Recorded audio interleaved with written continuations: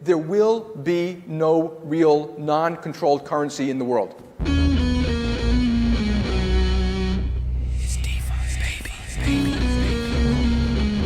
We're coming for you, banks. It's an exciting time to be involved in Bitcoin Cash at the moment. During that whole war of Lightning versus big blocks, like, were we the bad guys? Were we the ones that weren't listening? Fundamentally, we believe in markets, transparency, and tokenization. Come on, you gotta come stronger than that, you know, like...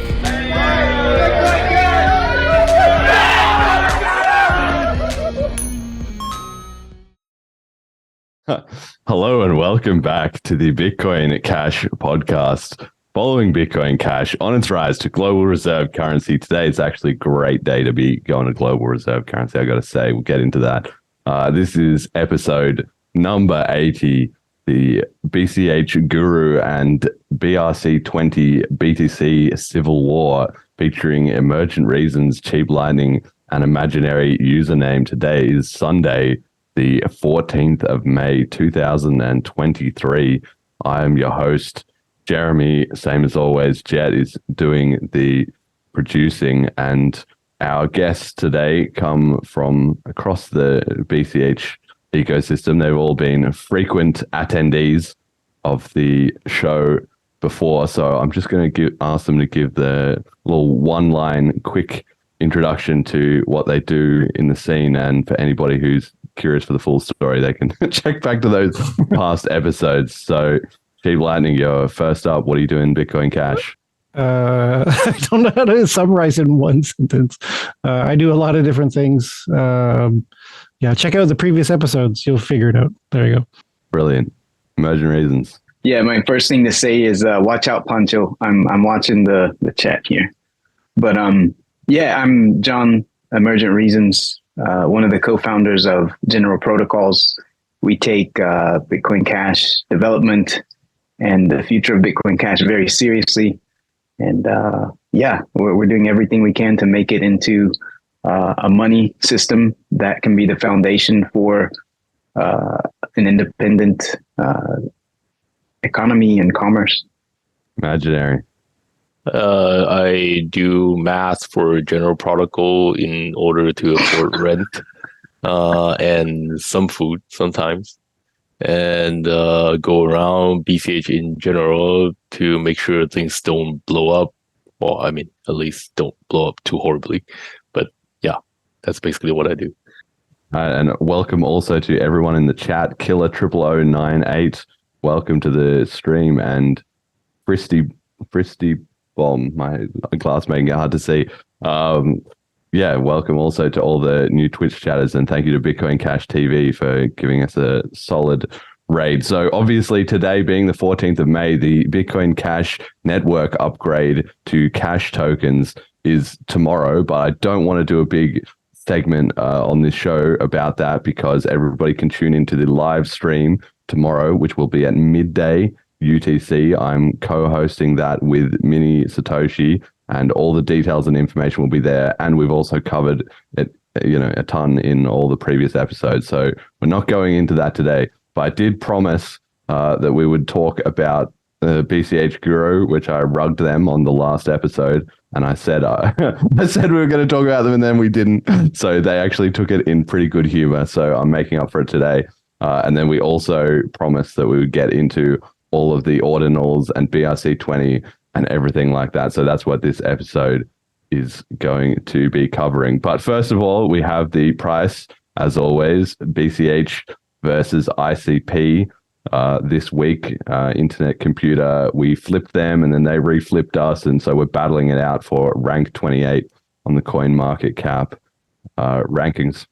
Yeah, it is. I was hoping to say that we'd flip them and they would go and see you later ICP, but then they fought back later in the week. So the contention continues over which is the true best cryptocurrency. I had no idea there were so many juggalos. It's just so surprising. There's so many juggalos. Bitcoin Cash today is $114 in USD, which is flat. It's one BTC buys 234.77 BCH, so the ratio has improved there slightly for us.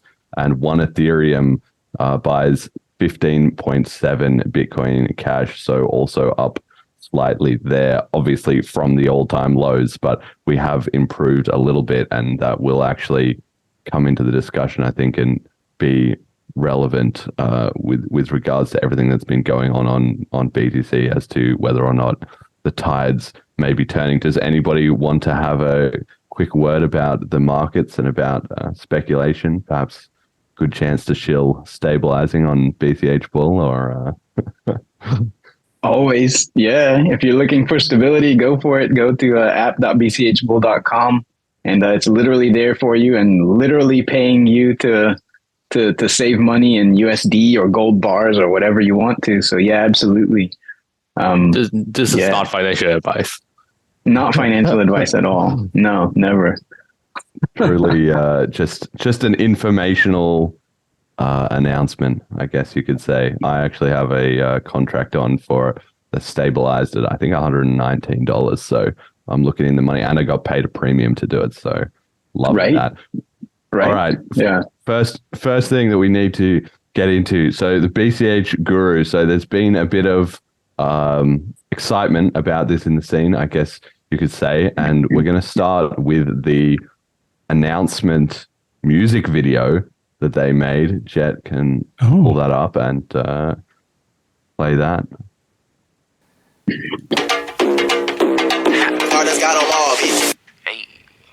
It's the BCH Guru on BCH exposing the fools. What a game, gon' get up in your bag. Better stick to your prediction, it can go and get you cash. Said it's the BCH Guru on BCH exposing the fools.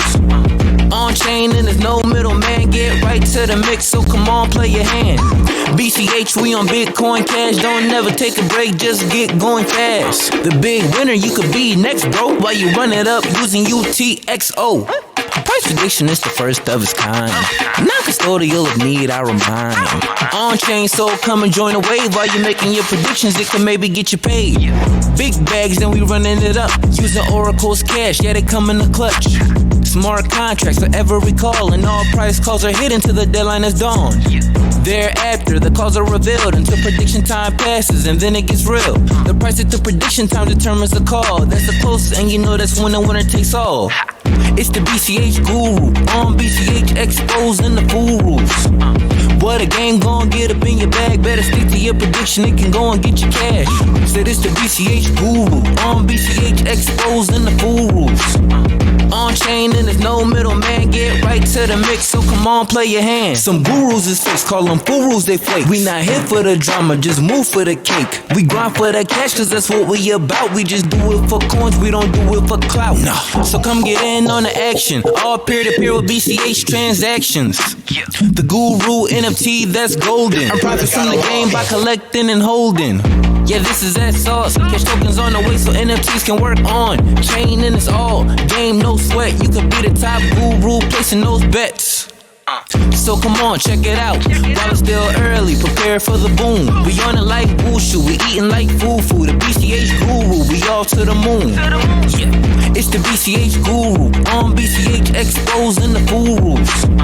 What a game, gon' get up in your bag. Better stick to your prediction, it can go and get you cash. Said it's the BCH Guru on BCH exposing the fools.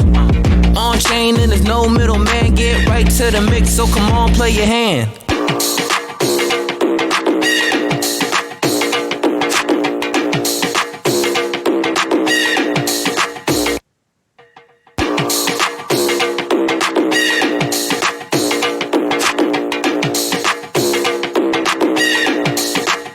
All right, cut it.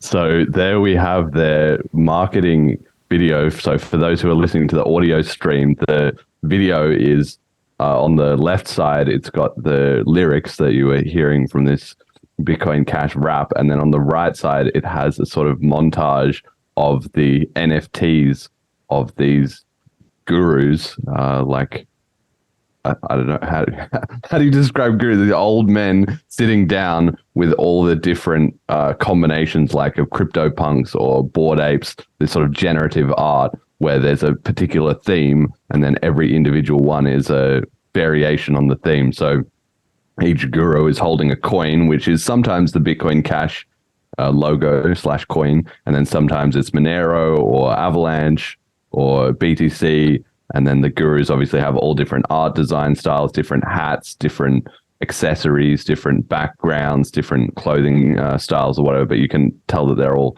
sort of part of a series. So this project got announced, and I want to be very clear about this. Developers are anonymous, and so far all they've developed or delivered is some flashy looking stuff. So I think everybody don't trust and verify at this stage. But that said, this was actually a very cool looking project, and it doesn't seem like the typical scam that you could whip up overnight necessarily. Obviously, all the lyrics sort of check out in terms of, if it was a scam, they've at least done their research onto Bitcoin Cash to find out what would appeal to the community. And they've written on their site that the game plan essentially here is to do a 10,000 NFT mint, so similar to CryptoPunks or Bored Apes or a lot of those other series. 10,000 just has become the industry standard number. And then it seems like there's going to be a prediction game based on that. So perhaps the owners of different NFTs, you'll need to buy a BCH Guru in order to participate in this game, where you can compete against someone else. Like I might have number 23 and John might have number 57. And so then we can make a bet on chain, sort of similar to BCH Bull, as to the price of Dogecoin is going to be 2x in a year's time. And then we're both locking in a bunch of money via some mechanism. And then at the end of the day, whatever the price is then pays out to whoever wins. That's there's not 100% explained, but that seems to be the idea. And I think that's a super cool idea, because obviously people love gambling. I was looking back at one of the old episodes where we covered Satoshi Pyramid on BCH, which some people didn't really like, but I love that. This is similar, same, but different. So I love things that take advantage of crypto's speculative nature, because it gets people interested in the chain. And then they, it's like they come for that and then they stay for the rest of the ecosystem. So I love that aspect of it. Obviously, a decentralized,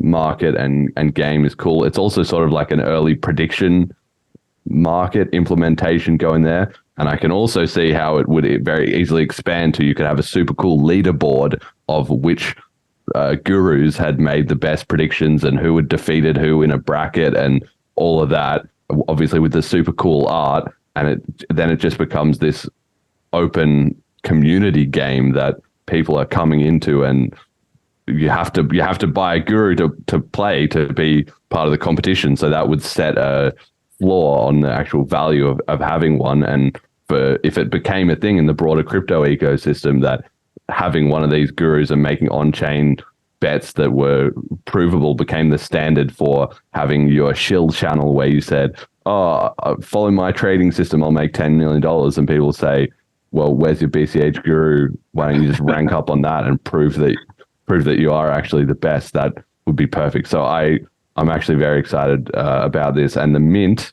they've got their mint in several stages, but the first mint is supposedly scheduled for Monday, the 29th of May. So people can mark that in their calendars. It's going to be 0.1 BCH, I believe, for a BCH Guru. So Emergent Reasons, talk me through, what do you think about this project? You seemed more excited than I would have expected from your usual skepticism of anonymous devs and so on.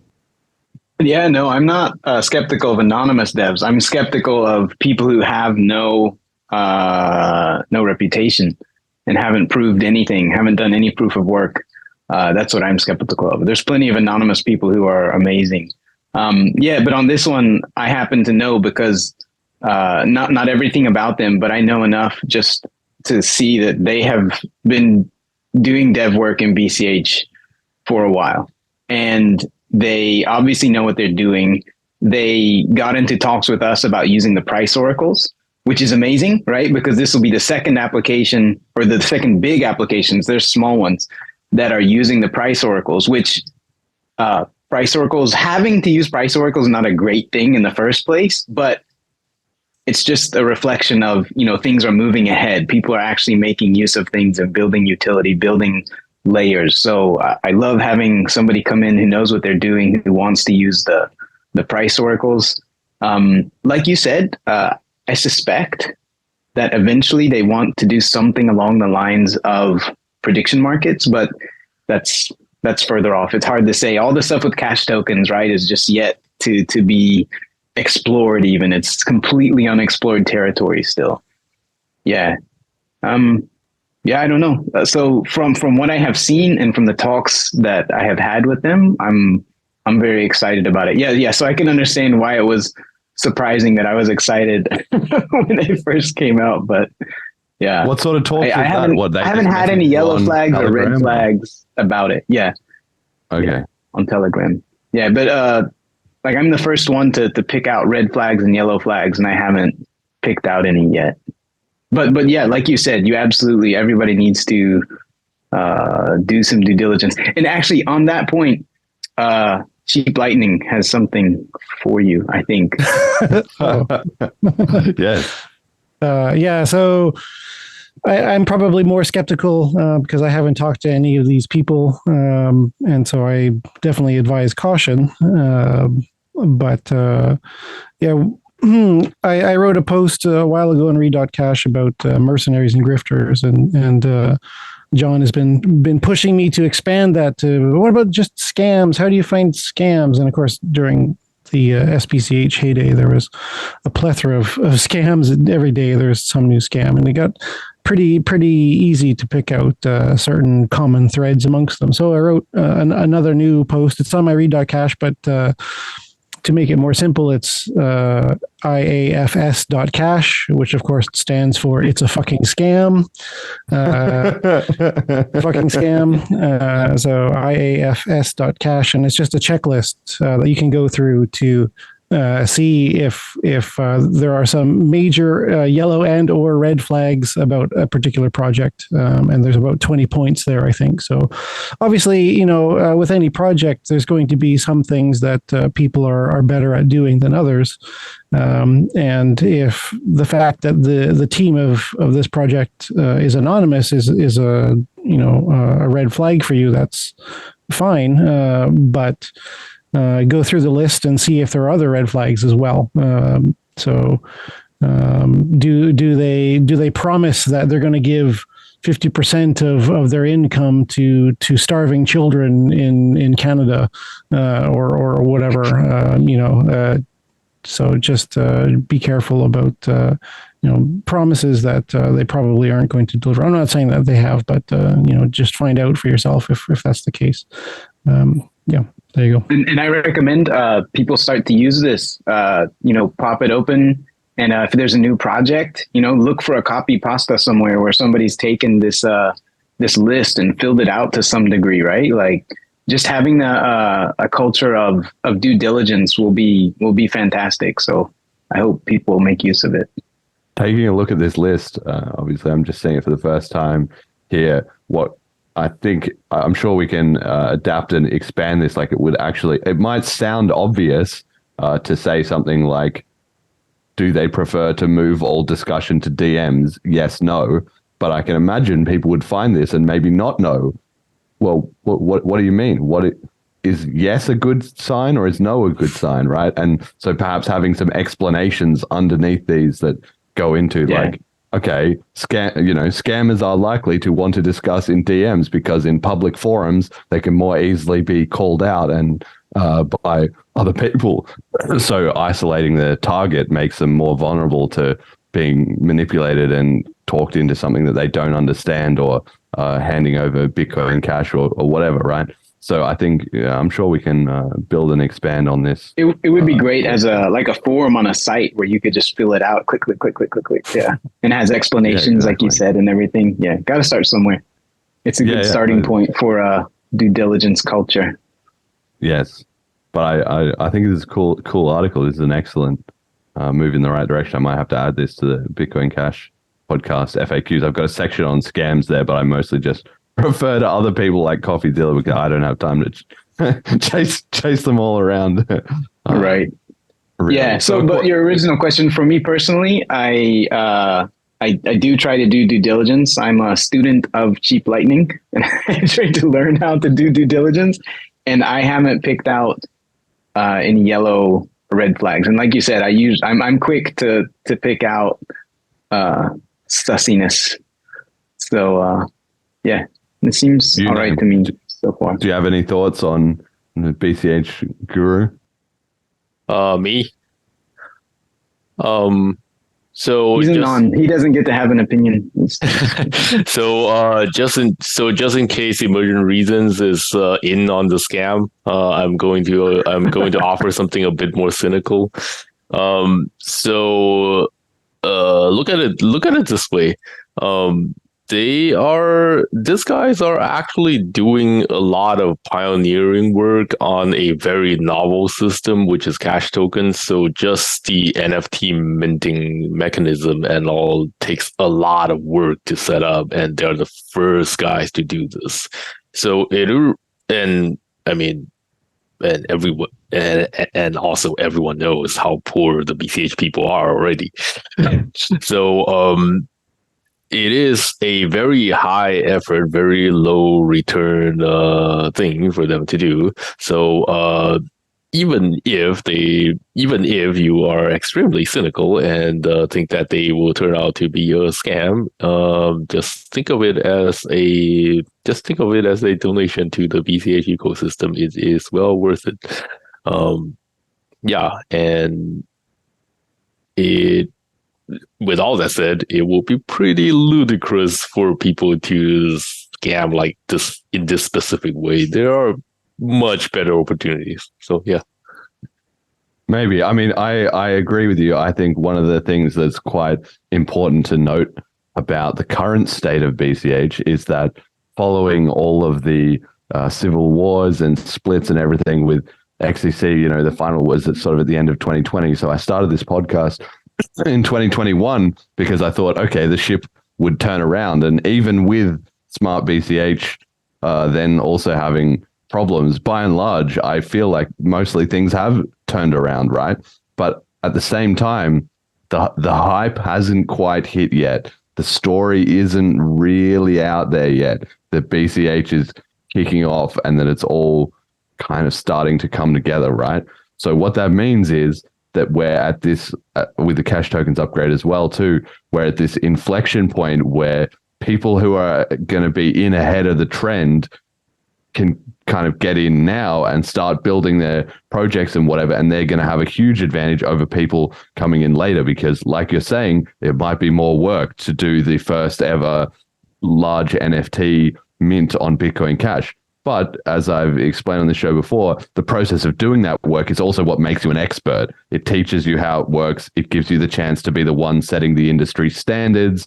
You become more involved in the core details of what's happening. And so then as everyone else comes in, it might be easier in quotation marks for them because some already tools or patterns or the community is already familiar with how things are done or there's more going on. But on the other hand, it's like everything entrepreneurial, the risk is sort of proportionate to the reward. So if you're in early before everyone else and you have to do the hard work, well, you get paid out once everybody else comes in and starts, copying what you're doing or, their hype and stuff is adding onto your project, which already has momentum. So in that way, I think the community should be not, we should still be scam averse, obviously, but should not be surprised to find projects like this start to pop up. They will need to prove themselves over time and with work, but I encourage everyone not to be too cynical that anybody coming into BCH is just grifting, because now is actually a fantastic time to do so. So there will be at least some good actors that do that. Yeah, and I think it is the usual rules apply where the easier all this becomes, the more grifters you can expect that comes out of this. Right now it is really difficult, so there should be a lot less, if any. But that will also be a sign of success. Important to note, though. Once there's a lot of grifters coming in, that's not a good thing in terms of having grifters. But on the reality is that grifters are inevitable. And one thing that can be said for them is that they're good at finding where the money is. And so if there's a lot of money, there's a lot of action, there's a lot of activity, there's a lot of new users coming to Bitcoin Cash, well, they will kind of come along for the ride. One of the things I've heard people talking about, like Mark Falzon, I think talks about it often, is that grifters or scammers is a sign of a real thing, because by definition, there is no such thing as a scam that doesn't have a core to it, right? If you're trying to fake something, there has to be something to fake. Otherwise, it wouldn't happen in the first place. So there is some real value going on. And then the grifting is kind of at the periphery. But obviously, as that core expands, it becomes easier for the community to develop known, trusted links among things, and the kind of cream rises to the crop over time with Lindy and with proof of work, right? So that will be very important. But I think we should all be aware of the fact that we're going to be seeing both more scams and more actual real projects really start to flood into the scene over the next 12 months. It's also worth saying, I think, that we, having seen, the ICO boom, which was just, I mean, you have to be honest, that it was just a lot of grifting going on there, vast majority grifting going on, right? There was no very, very, very few real DAOs or anything. Even today, there's very few. So we have to also, I think, hold ourselves to a higher standard that we've seen something. So we should have learned something from it too. So hopefully we will, and hopefully we'll get off to a better start. Yeah, absolutely. But I'm looking forward to this game coming out. I will say at this stage, I am planning to mint maybe, 1 to 3, maybe up to 5 of the initial gurus. I like the art quite a lot. I've not really had or been involved in much NFT based stuff before. I never really got too hype about it, but I like the idea of it being involved in the predictions game, because I can just see that absolutely kicking off. And I also got to say, I like the approach of the project in terms of being kind of open to other coins. Like, firstly, they've called it BCH Guru. So BCH is front and center in the name, and you couldn't do this on any other chain. Well, maybe you could, but with a lot of caveats, right? BCH is quite uniquely suited to it. But one of the things that they have notably done is in the artworks, they've made them, like I said, there's the BCH coin, and then there's the XMR and Litecoin and Dogecoin. There's a few other coins, and the major, some of the less scammy ones, basically, some of the real legitimate projects in the scene. They haven't just gone with every coin to try and get clout. Although I think they did have Ripple, maybe, which I was like, why did you guys do that? But Internet the point computer. is that, it better have that. Yeah, that's right. Where's Internet Computer? Justice for Internet Computer on BCH Guru, calling them out right now. But the point is that I like that they're getting the idea. Firstly, price speculation is something that happens in every coin, so it's a good thing to appeal across chains. And then secondly, also trying to create a bit of that inclusivity for people who might be on those other chains who think, oh, wow, I might check this out, or at least feel a bit more favorable to it. I think that's also very smart and helpful for us. If they don't have ICP, I'm not going to buy any, though. So you heard it here first. Yeah, that's right. Exactly. The Yellow, race is on. Red flag. No ICP. No ICP. They haven't announced the full mint. We haven't seen the full 10,000 set. So right. You still have time to go back and quickly just generate up some new artworks. Throw out a few of the Litecoin. I'm gonna want a refund if I don't get. If I don't get BCH on mine, I'm going to want a refund. Well, you're not going to want a refund. You're going to have to trade it. Exactly. That's exactly it. The free market always sets a value. Right. Let's see what people value there. Yeah, maybe the BCH ones will be the rare ones that will be just worth 3 times. I'll be the collector of all the poor other junk. The junk coins. We'll see. Maybe there'll be a rating of who knows. Well, we see the same thing with BCH Bull. It's funny, right? Because there's some positions, right? Obviously, again, this isn't financial advice, but you see some positions where you're like, logically, you might want to go short on this, but when it comes to BTC, it's like radioactive. Nobody takes it. It's just sitting there. nobody will take the BTC shorts against BCH. Like nobody will touch it. Everybody's long. Well, the history BCH is versus BTC. Really? Okay. Yeah. I mean, Yeah. I've considered doing a BCH short, which is quite an ironic thing, right? That if the BTC goes up against BCH, I end up with more BCH, which is actually pretty cool. Because I sort of felt like that way, it's like hedging your bets. That way you can't lose.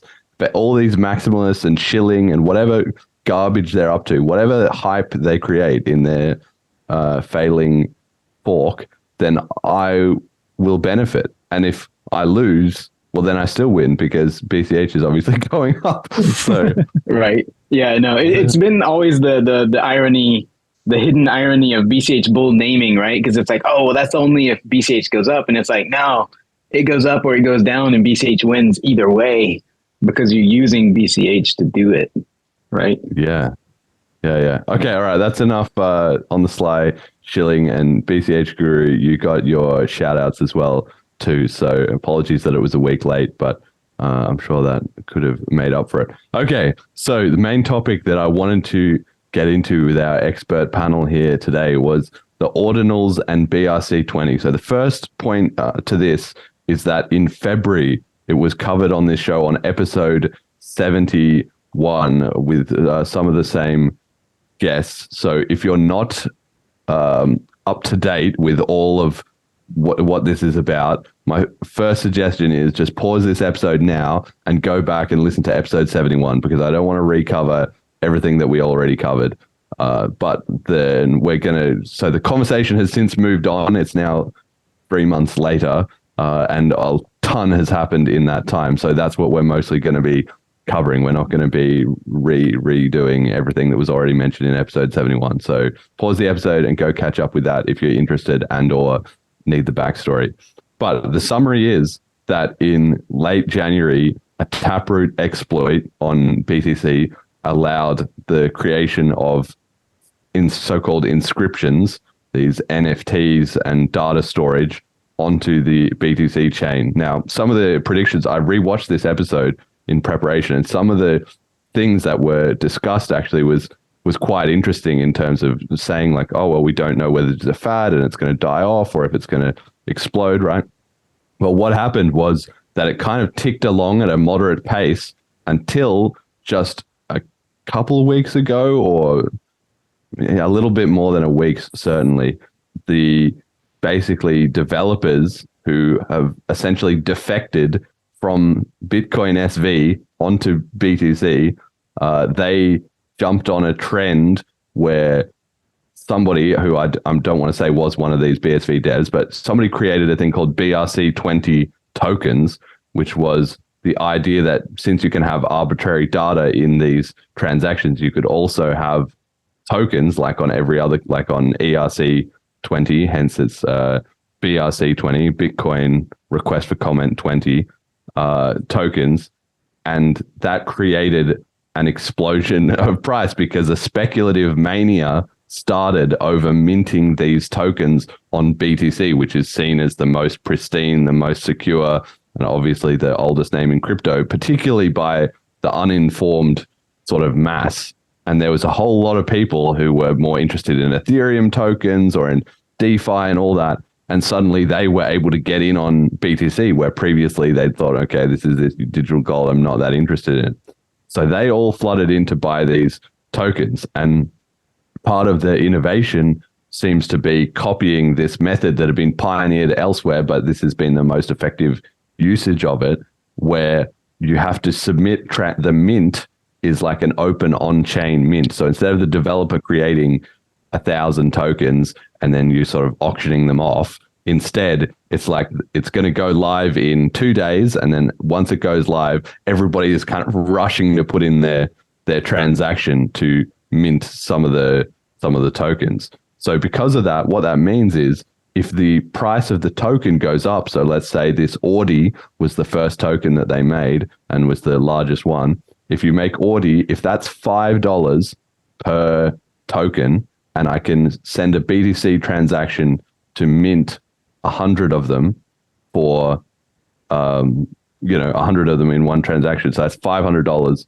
right there, then I will pay anything up to $499 in BTC transaction fees to mint that token, because then I can immediately sell it and make a $1 profit, right? So the higher the price of the token goes, the more money it's worth spending in BTC fees to mint these tokens. Of course, that only lasts as long as the speculative mania does, because as more and more people rush in, the mania gets more hype. But at a certain point, the mania dies down for these essentially useless tokens, and the price falls. And then, if I was still minting at that time, or if I was still trying to trade, then I'm holding the bag, and that sucks, right? But as a result of that, it skyrocketed the fees on BTC, which have been kind of flatlining along at $1 or $2 for quite a long time.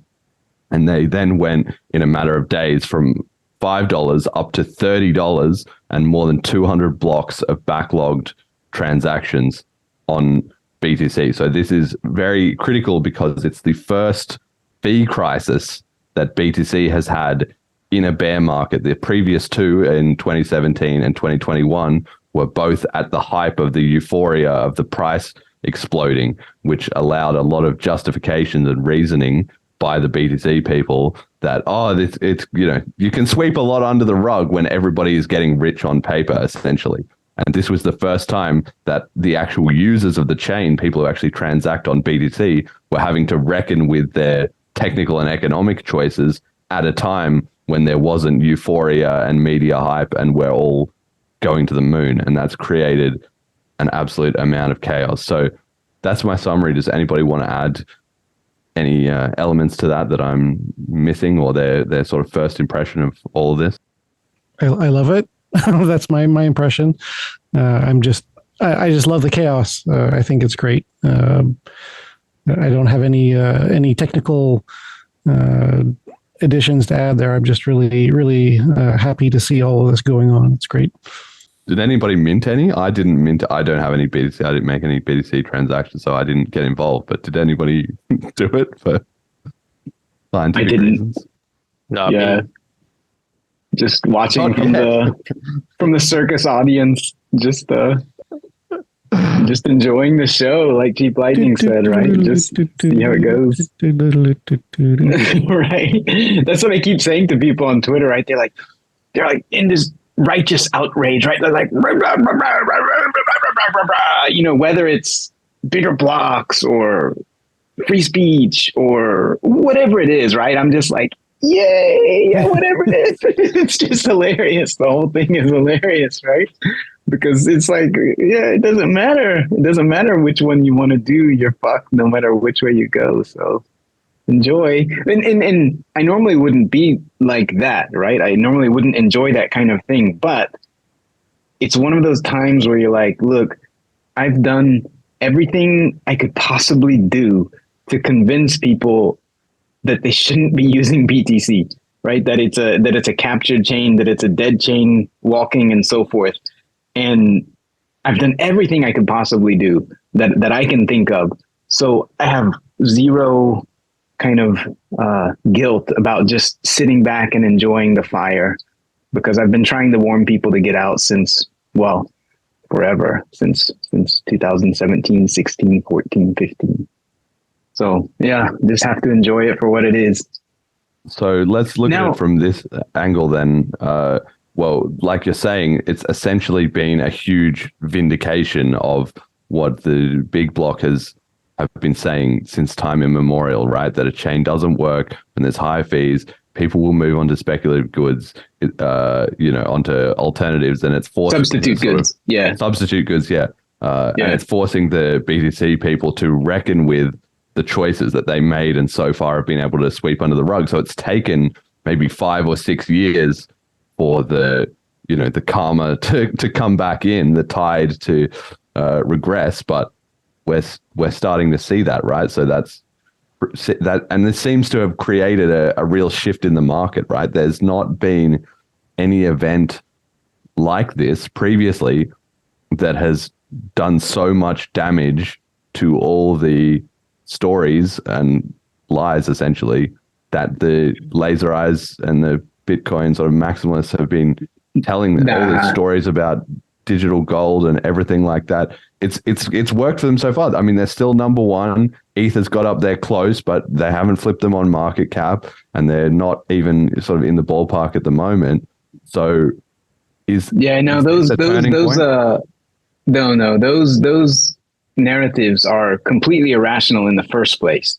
So they are resistant to any kind of rational inspection or discussion or whatever, right? They're just irrational in the first place. So they're immune. Because as we said before, I think in the last one, it's a marketing chain, right? It's a name brand marketing chain, which works on the value set by Tether and exchanges, not by utility. The floor of its value is not set by utility in any way.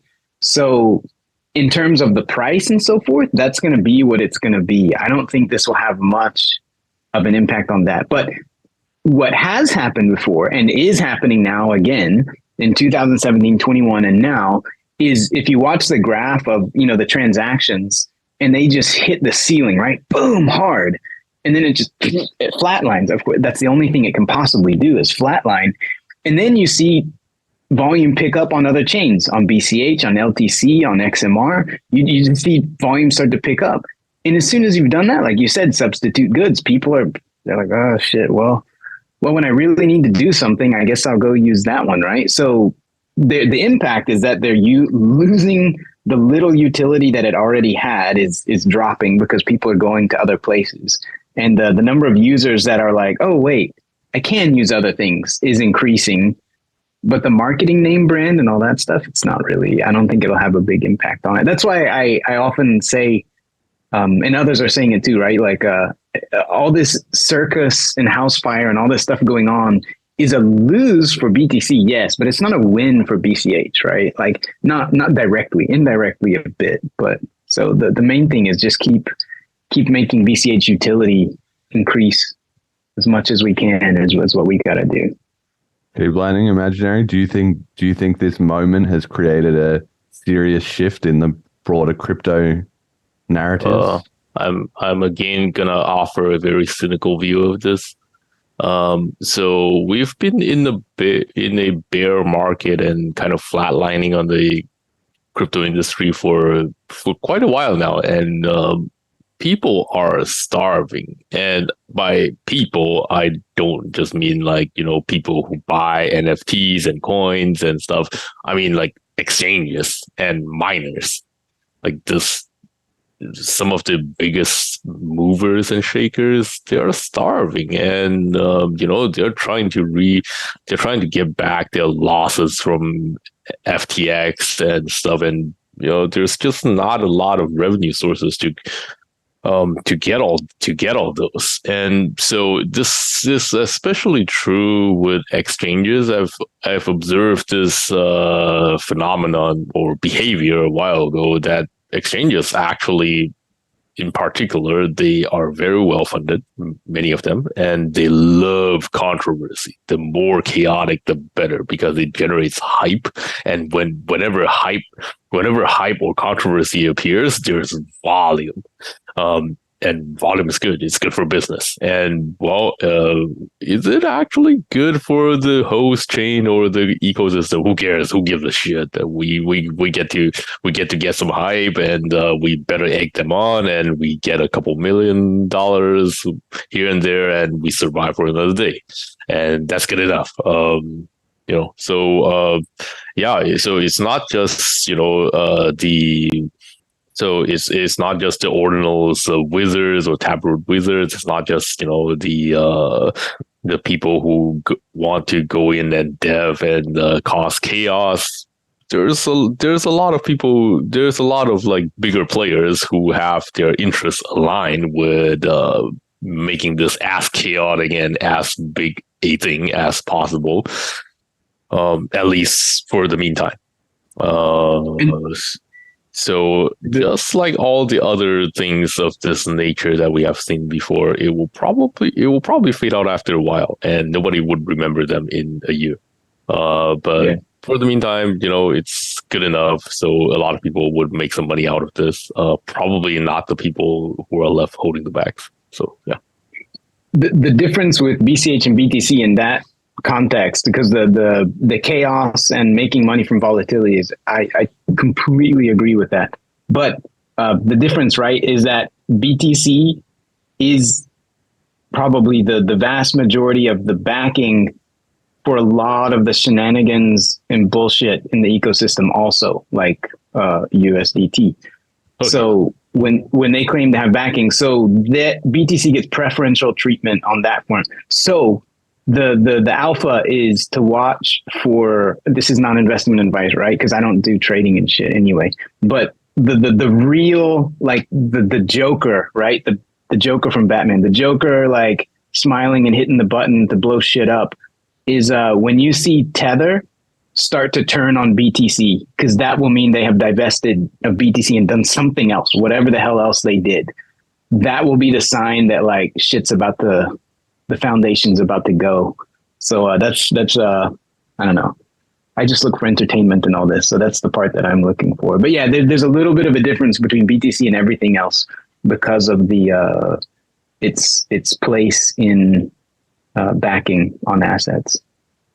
Well, there's certainly an element to this which is quite unique that caught the market off guard, I would say, in the sense that because the ordinals and the speculative mania and everything drove so much revenue for miners, it changes the incentives around how the ecosystem has to adapt to it, because obviously a lot of people in the BTC community, we will come to that, felt like this isn't something that we want, or this wasn't what Bitcoin was supposed to be, which is of course quite ironic, because if they knew what Bitcoin was supposed to be, they would be in Bitcoin Cash to begin with. But whatever their variation of that is, that they felt they had a solid hold on, well, suddenly all the quote unquote shitcoiners appearing on their chain to be, Ethereum Light or BSV Light was a disaster.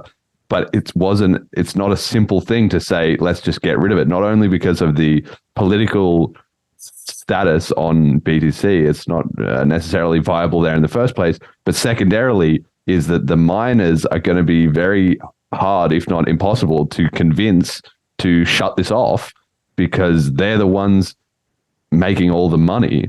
And the entire story, which the BTC side have been saying for quite a long time, is that we want to have high fees, and eventually once the fees are high, that will pay for all the security, and they have this idea of a developing fee market. I mean, to the extent that fees have gone up, it's mostly been because the price speculation has increased and the price of BTC has gone up, so therefore fees have gone up slightly. But in terms of, because like you said, they've already hit the transaction throughput limit, there's no, if you're only increasing the magnitude of the fees versus the volume of fees, if you're only increasing magnitude, that just becomes increasingly untenable, which is the BCH side have been saying forever, if you're never increasing the volume side. But they finally got a spike in that magnitude. It just didn't come from the source they expect. They sort of have this idea in their mind that over time people would become more desperate to use BTC as the world's economies sort of crumble into it. And because of that, it would be more and more justified to pay a $50 fee to open a Lightning channel to onboard a whole town of people in El Salvador, right? This is complete nonsense. This is not how it's going to play out at all, but that's how they thought. And how it's actually happened is that instead somebody's found an exploit, a bug that their own developers put in that BCH dodged, that BSV didn't need because it already was doing this kind of stuff anyway, and which LTC kind of swallowed the poison pill on and also has it, right? So it happened in that way. That's what motivated somebody to pay $30 or $50 fees in a bear market, was speculating on this Audi tokens. But that was firstly a flash in the pan. There's nobody who thinks that that's necessarily that sustainable over the long term. And secondly, it also shut down and crushed all of the oh, we're going to have Lightning Network and Michael Saylor's going to pay tons of money to move his institutional Bitcoins around, when they haven't been doing that so far. That hasn't driven up fees. And the hope was at some point in the future it would, but that, like, they're having to confront the reality that, well, if there's now people doing speculative stuff on our chain or anything else, even just making regular on-chain transfers, those are competing with those Lightning Network and Michael Saylor transactions. So the desire has to be very high for somebody to pay that, and that's just not how it's happening. That's one of the sadder parts, is the people that aren't technical enough to understand Lightning and how it works, and are just absolutely convinced that it's just the scaling solution, right? And it's like, man, you have no idea what you're in for. And now they're finding out, right? Because, well, they're finding out two things. One is anybody who's actually making a real attempt to use Lightning is finding out it doesn't work for various reasons, right? Which have been explained since more than 6 years ago. And especially once the fees go up, not only does it not work, but your money starts to be at risk, literally at risk of just going poof under your face, being extorted for it, or just accidentally closed out, or whatever it is. So yeah, the ones who are making a serious attempt are realizing it's just, this shit doesn't work at all. And then the ones who don't care are just going to custodial solutions. And now they're all in this whole rationalization of why custodial solutions are okay. It's just like, oh my God, there's like layer upon layer of comedy. From the outside, it's funny. From the inside, I'm sure it's terrible. But the narrative is hasn't really changed, right? So it's like, oh, it's changing. Yeah, custodial is okay now. But I mean, the overarching narrative of number goes up, right? So it's like, well, I got my money BTC, and it's the big holder. So if all of this little drama and tokens and whatever happens, I don't care, because my nest egg is safe in the store of value. It's safe. So, and that's why the custodial narrative works just fine in a marketing coin context. The custodial thing is like, well, sure, it doesn't matter as long as the number goes up, like you said. But is it the case, and I've seen this argument start to crop up, I mean, it's very indicative that they rarely even use their own chain, to be honest, but I've seen several people have now, it's sort of this thin end of the wedge. I mean, they're just the frog boiling in the pot, right? But it's now started to say, well, I have the majority of my coins are on-chain, non-custodial, my life savings, they're protected on layer one, blah, blah, blah. But I just have $10 on Lightning, which I use for transactions, and that's fine. And I don't care if that kind of gets lost. But there's no understanding that, okay, your goose is already cooked at this point, because if your $10 is on Lightning, firstly, if Lightning fucks up or there's this kind of disaster, then how you're going to be able to run your economy, you're not. And then secondly, that it's only a tiny fraction of the world that is using Bitcoin, BTC, or even cryptocurrency overall on a daily basis at the moment. And if they're already sort of, it's not like they're compromising to get over the last 10%. They're compromising at the stage of 0.0001% of adoption. Yeah. And the principles are already going out the window. So how is this going to scale up another, potentially 5 orders of magnitude at least? At least. And for right. And the most painful thing is, like I was saying to CheapLightning the other day, like just this Cassandra feeling, right? Of being like, hey, we were saying this for literally like the last 8 or 9 years. And come on, right? This is the part where you lose the feeling of guilt. It's like, no, I tried. I really did. I tried. But I have this quote that I just pulled up, not a quote, but the thing that I wrote in this article like 6 years ago or 7, I don't know when it was. But I said, the result is a complete failure as money. The result will be a complete failure as money, and the normal user can't compete for space. And even the wealthy will lose to the ultra wealthy, right? So even those people who are like, no, I have my stuff stored on chain, like you said, and you're like, how much? How many coins do you have that in? what percent of your wealth are you going to have to spend just to make one transaction at this imaginary unicorn future where, people are saying paying, $100, $500 per transaction, you're competing with institutions.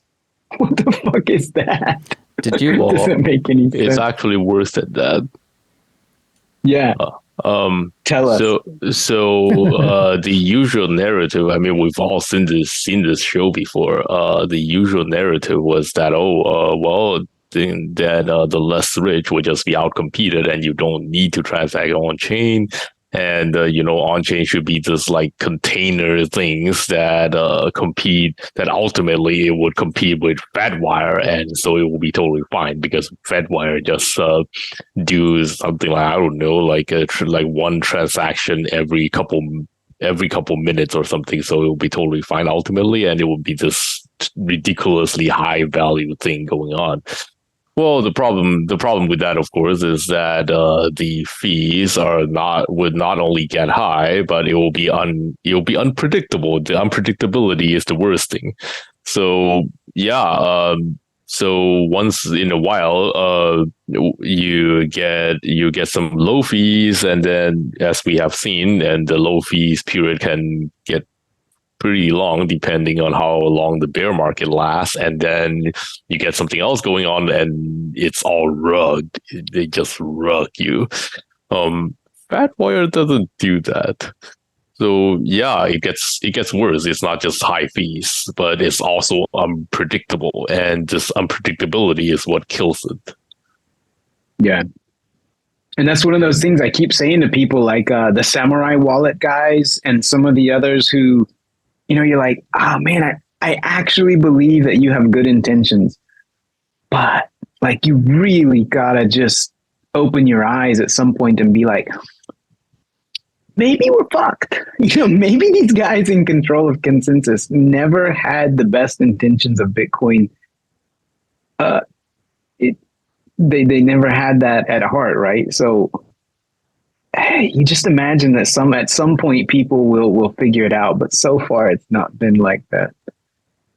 Okay, quick side note. I don't know, Jay, if you want to comment on this, but I was just asking about Cassandra feeling. So for people who don't know, Cassandra, in Greek mythology, Cassandra was a beautiful princess of Troy, daughter of Priam and Hecuba. She was blessed with the gift of foreseeing the future, but her curse was that no one believed her, which weighed heavily on the destruction of Troy during the Trojan War. So it's kind of this ironic. That's why what's his face, the famous guy from The Big Short, Michael Burry. That's why his name is Cassandra. On Twitter. On Twitter. Yeah. Yes. And it's kind of the scenario that the BCH community is now in, where we've been predicting the calamity, and it's now happening pretty much exactly as everybody said right from the start. Exactly. But of course, we're still, and I want to dig into this. Are we being believed or are we not? Like, some people are starting to wake up. This podcast is at nearly 1,400 audio downloads this month, and we're only halfway through the month. It's already setting all-time high records, right? So I personally believe, and I have the evidence to back it up, I think that people are starting to wake up. People are starting to get it, and maybe not the most core people in the BTC scene, but the damage across the crypto scene has been absolutely massive in terms of all the people who thought, okay, well, maybe I don't know about this, BTC theory, but it's going fine so far, so maybe they're right. So many people have started to wake up. I think that was not the case. You might be right on the group of people who are actually looking at things and thinking about it and thinking, what's going on here? Right? They're maybe starting to figure it out. That's true. It might be true. There's still a very large group of people though who are in this very, I don't know what to call it. Like the rearranging the deck chairs on the Titanic mode, right? Where they're like, oh, but we need to do the thing, and we need to do the thing where we do an extra extension block, and then we like do a thing, and then we're going to block inscriptions, and then something. And then you're like, and then keep going. And then at the end, they're like, yeah, but Bcash was wrong. They're a bunch of scammers, but we need to do what they did. You know what I mean? It's like, oh.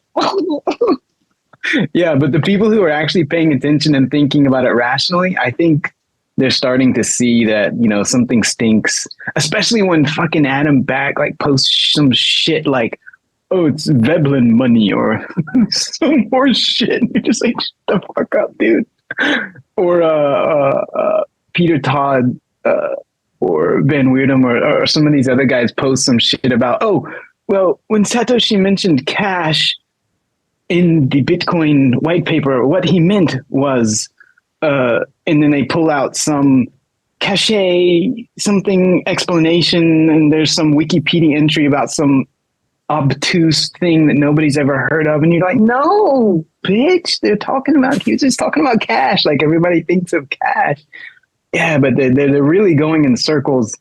But the thing is, the hard part is, even the people who start to realize something's wrong, it's yet another step for them to come to the conclusion that these people who actually are in control of BTC consensus, which people don't even realize in the first place, but even if they realize that, and then they have to take another step to realize, wait, maybe these guys don't have, the interests of Bitcoin at heart. Maybe they're not actually aiming for the same thing I'm aiming for. Like, there's several steps to really realize that BTC is in a really bad position. So I still don't think it's going to be many people that actually get that far until the market just falls off a cliff. And then of course everybody will say, oh, well, anyway, move on.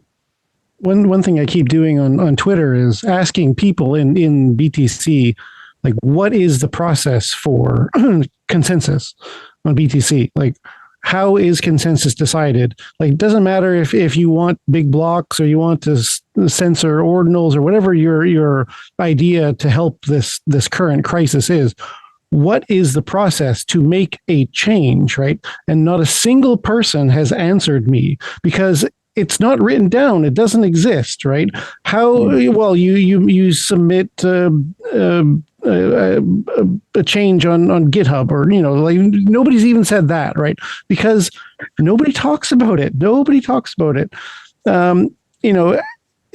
Going in a time machine, like back to when I got into Bitcoin and was just using it as cash, and the fees started to skyrocket, I thought, well, the guys in charge are smart because they understand computer science and stuff. So of course they're going to fix it, and they're good, and it will continue. And I was so wrong. A bunch of assumptions, and they're still there. All those assumptions are still there. It took me quite a while to realize, like, oh wait, they talk about decentralization over and over and over again, but decision making is absolutely centralized. And as far as I know, like, basically there's going to be a couple guys who are going to get together and they're going to make a decision. They're either going to decide to do nothing, or they're going to decide to extend blocks or big blocks, or they're going to decide to censor a certain kind of transaction. And how do you get a vote in that system? How do you make a proposal? It's completely unclear, and nobody knows, and everybody just trusts that somebody's going to do something.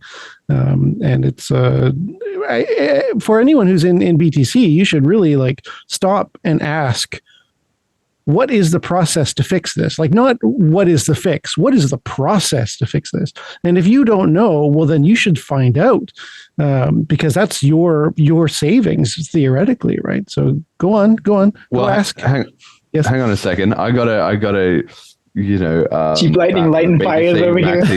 Yeah, no, but I know what the answers they would give you are, though. There's two answers here. The first thing is that they believe that their node is their vote. So I'm running a node and you can't touch my node. Right. And so they believe that.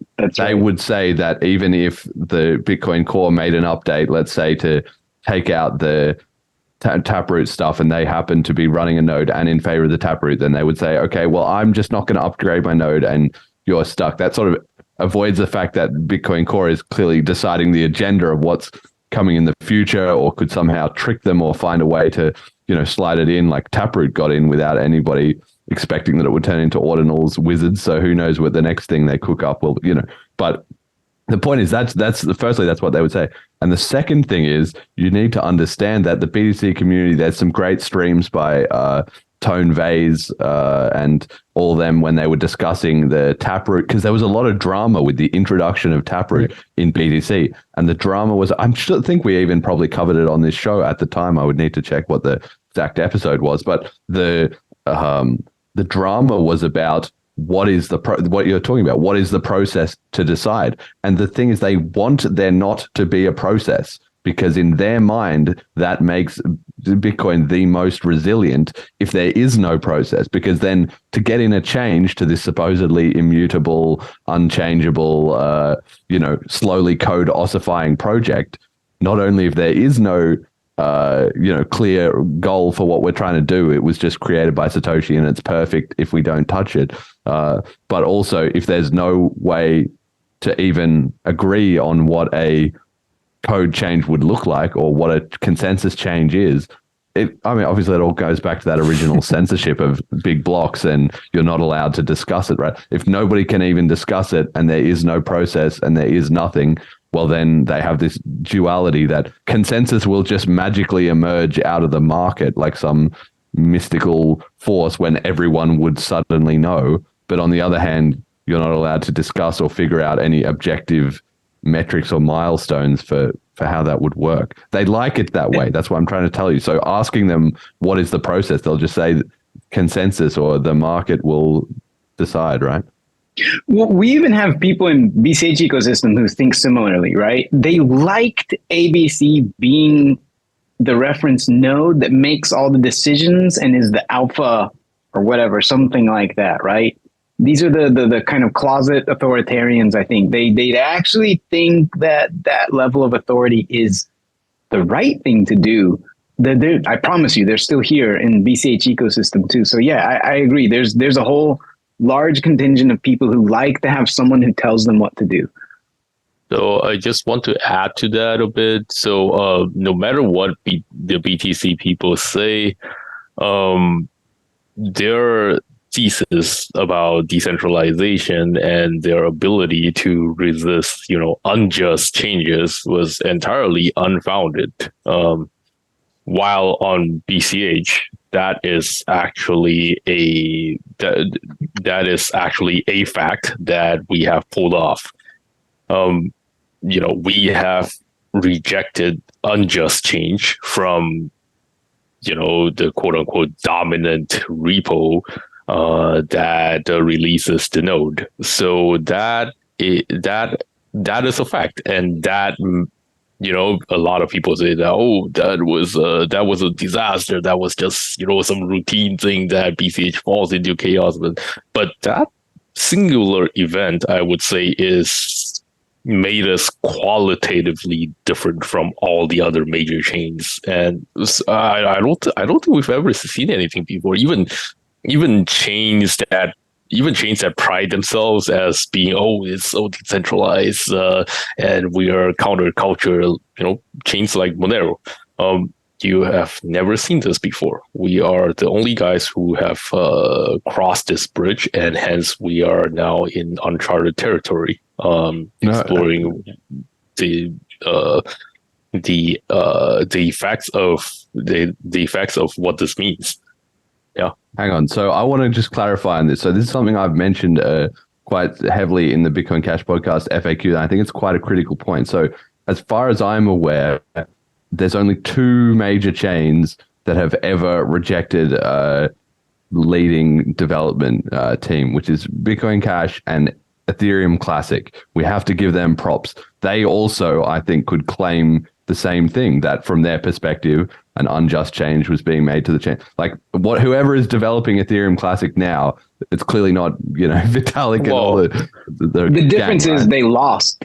We lost, right? Like we lost with BTC to BCH. Yes, we lost, right? Because if we had won, we wouldn't even had BCH. We would just have BTC. But they lost in the same way there, but not with ABC. No, with ABC, the reference client was kicked the fuck out. But that's what I'm saying. So BCH is unique in the sense that it's unique. Well, firstly, it's had 3 chain splits, but it's the only a coin where the the sort of lead dev implementation has been thrown out twice. That's only ever been done by 2 coins once, which was ETC and BCH, and then only BCH has done it on multiple occasions. And I guess, like you said, come out with a majority split. It is not that difficult to actually.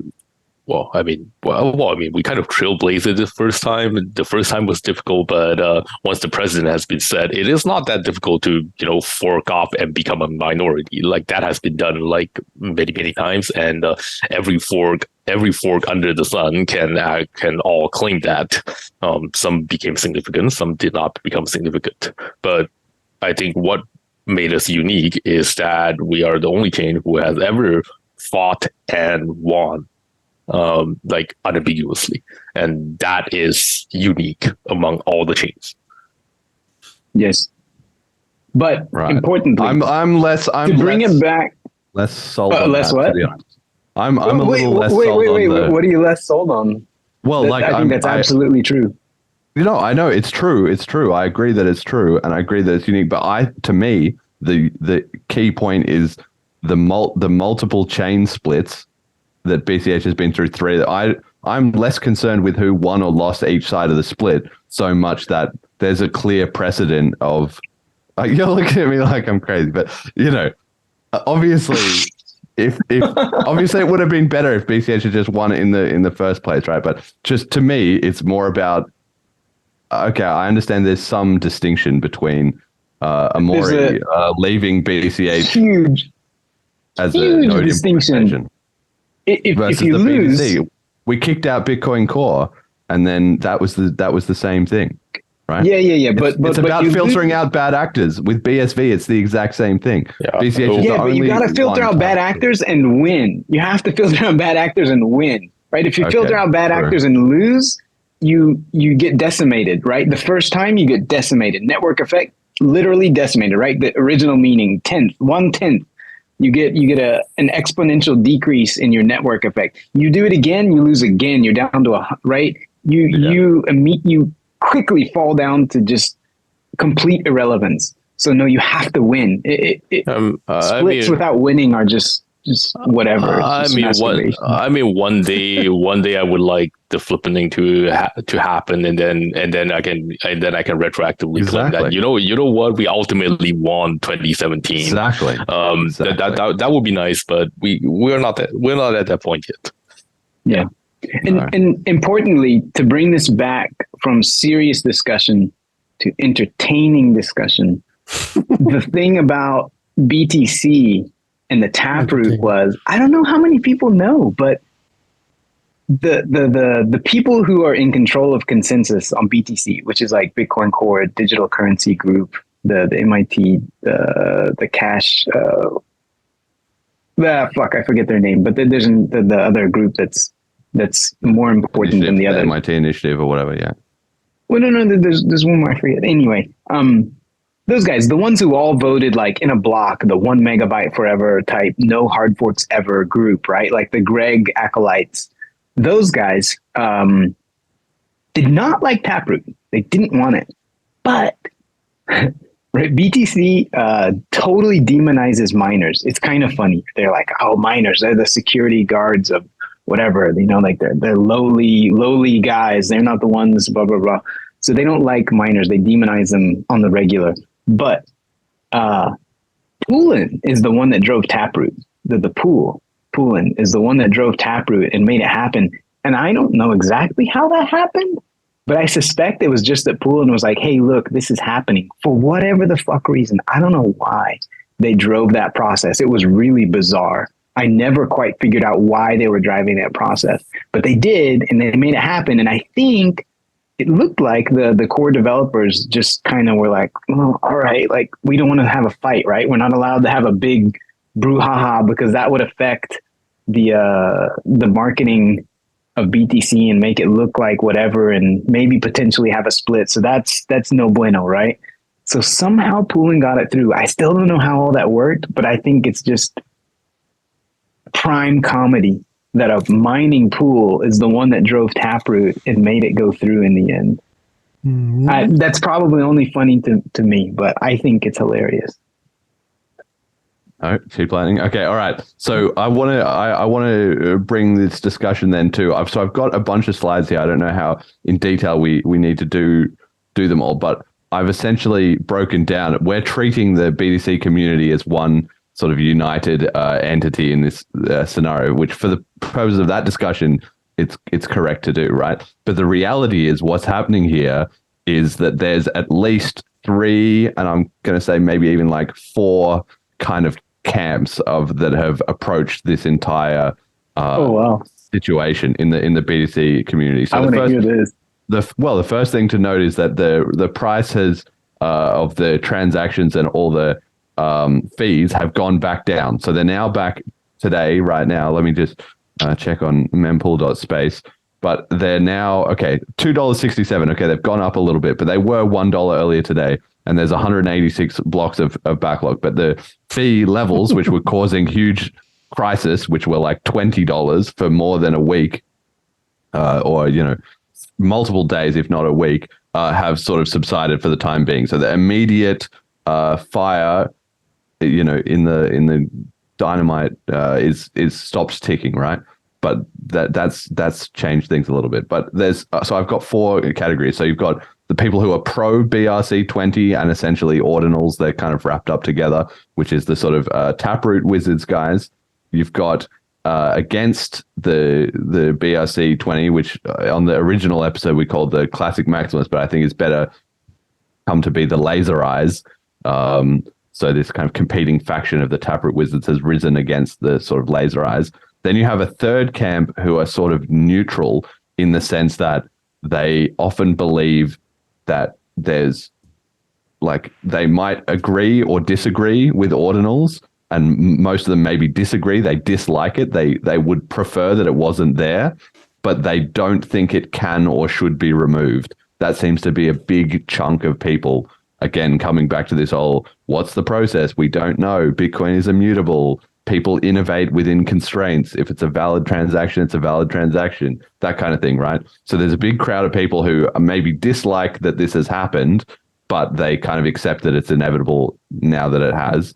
And then the fourth group is everybody who's basically outside any of those camps and is in essentially, ETH, BCH, everything. Everybody who's speculating or poking their nose in kind of from the sidelines, often with great entertainment about this entire situation, right? So to take them sort of step by step, because I think each camp in this has quite a different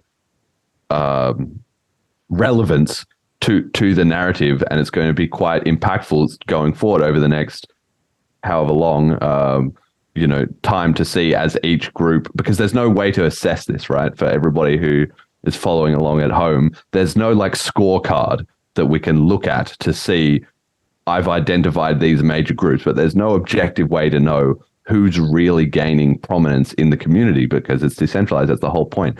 This all happens in the minds of BTC holders spread about everywhere. So you can sort of follow what's going on Twitter a little bit, but it's like any revolution or potential geopolitical civil war. It's pretty chaotic and nobody really knows what's going to happen. So the first group being the Taproot wizards, Eric Wall, Udi Wertheimer, Nick Carter, interestingly, Dan Held, they're sort of the largest, most prominent voice, but a lot of them, I had said on the previous, over there too. Wow. Yeah, it's very ironic. I'd said on the previous episode that I didn't think they could win a civil war in BTC. And the reason I gave was because they didn't have the developers. These guys, they've got a lot of social media clout and influence and they're excellent marketers. But at the end of the day, Bitcoin is a technical project. So to win a civil war, you're going to need some solid devs. You're going to need to at least have a believable node implementation, plus wallets, plus indexes, on and on, right? But yeah, but they're crypto rich. They could totally pull that off.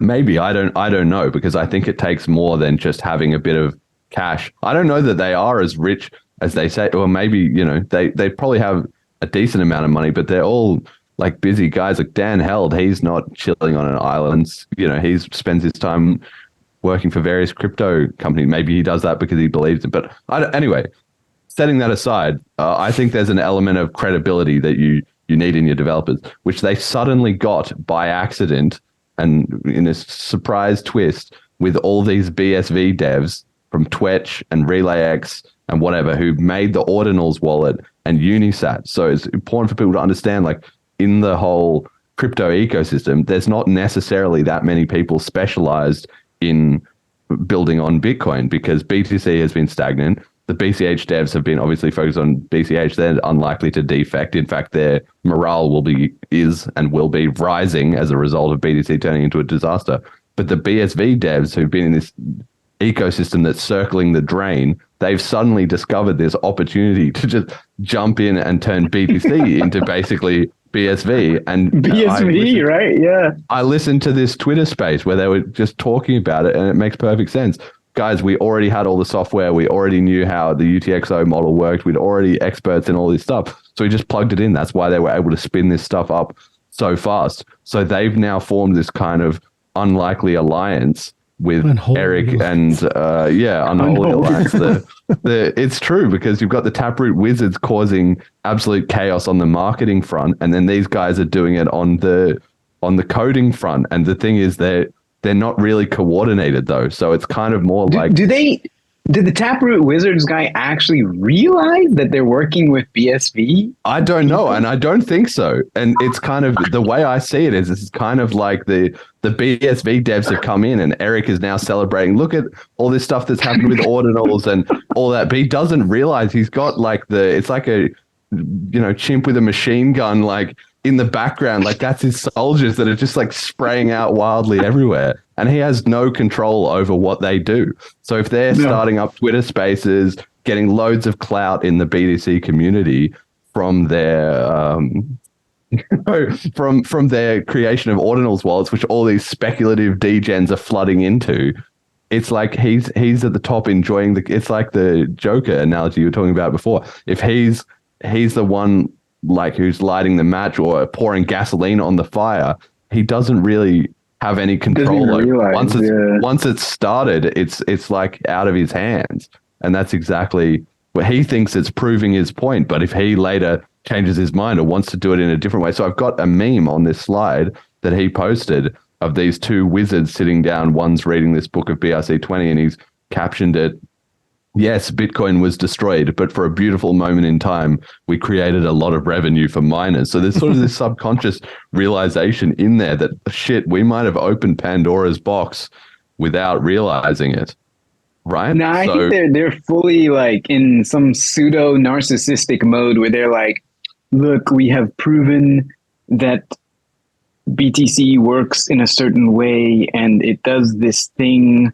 And therefore, it's this weird rationalization of things. Like they see themselves as having demonstrated to the world something. And it's like, yeah, you demonstrated it doesn't work. It's what you demonstrated, but they have it in their heads that they demonstrated the way forward. And I don't think they realize that that's not what's happened. What they've done is they've created a social split, right? They've actually initiated the social split, and I don't think they realize it, that they have initiated the social split, and chain splits absolutely happen at the social level long before the actual chain split happens. I don't think they realize it. CheapLightning, any thoughts on this? Oh no, I love it. It's just chaos. I got nothing to add. I love it. They're proving that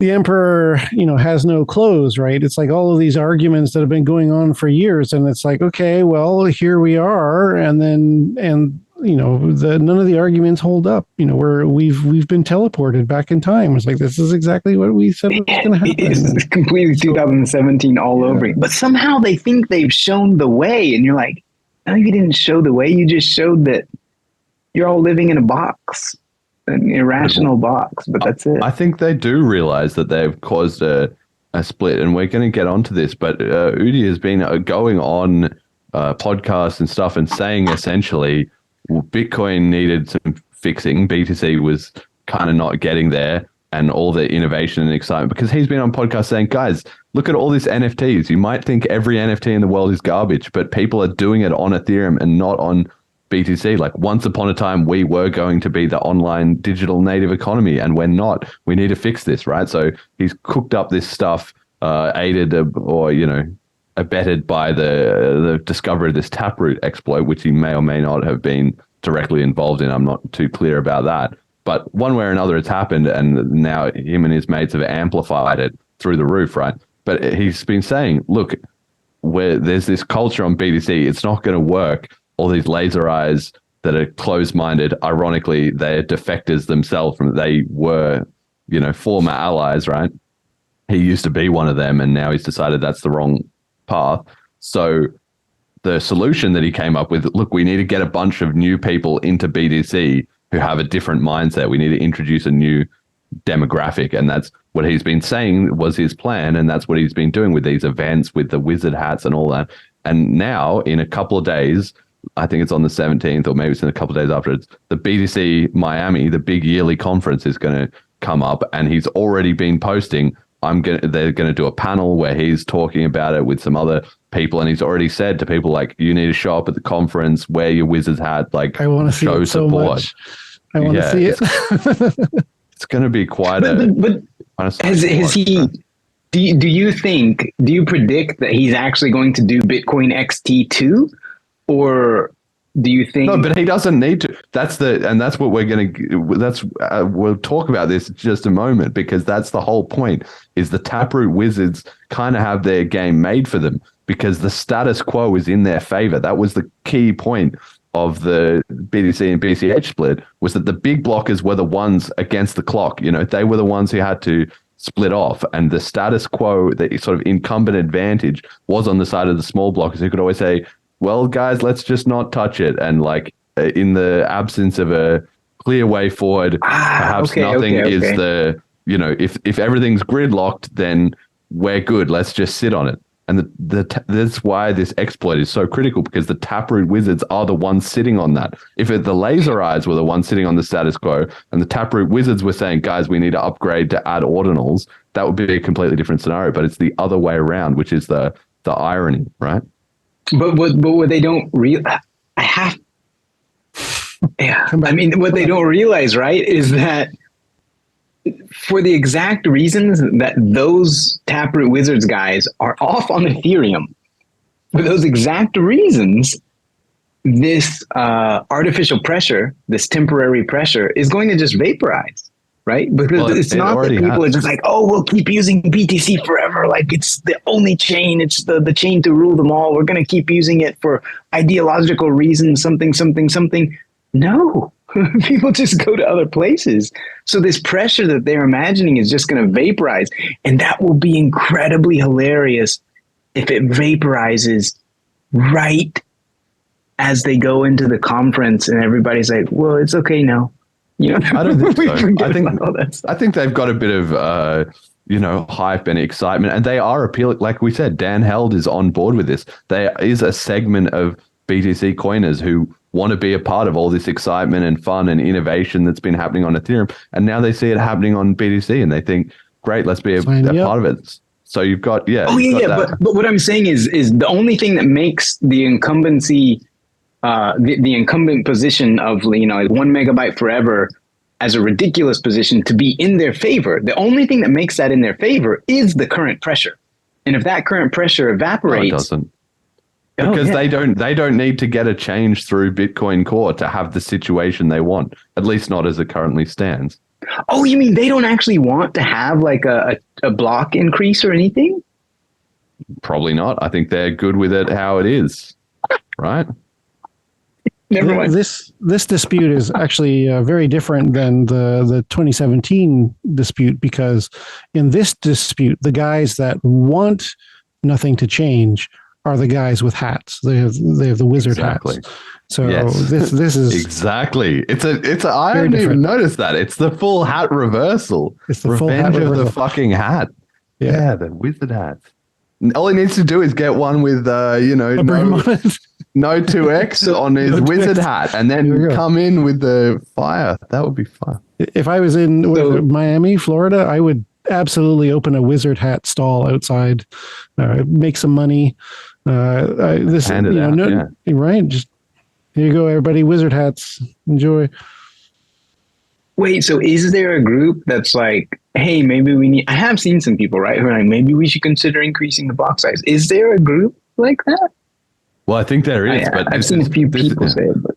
Yeah. This is the whole thing. Like that's not there's no official position, right? But as far as I understand of the Taproot Wizards, that's not the message. There's a few people bubbling up with those ideas, but they're inevitably going to find their way. That's probably the ones who are downloading this fucking podcast this month. That's them, right? But Shout the out ones, to you guys.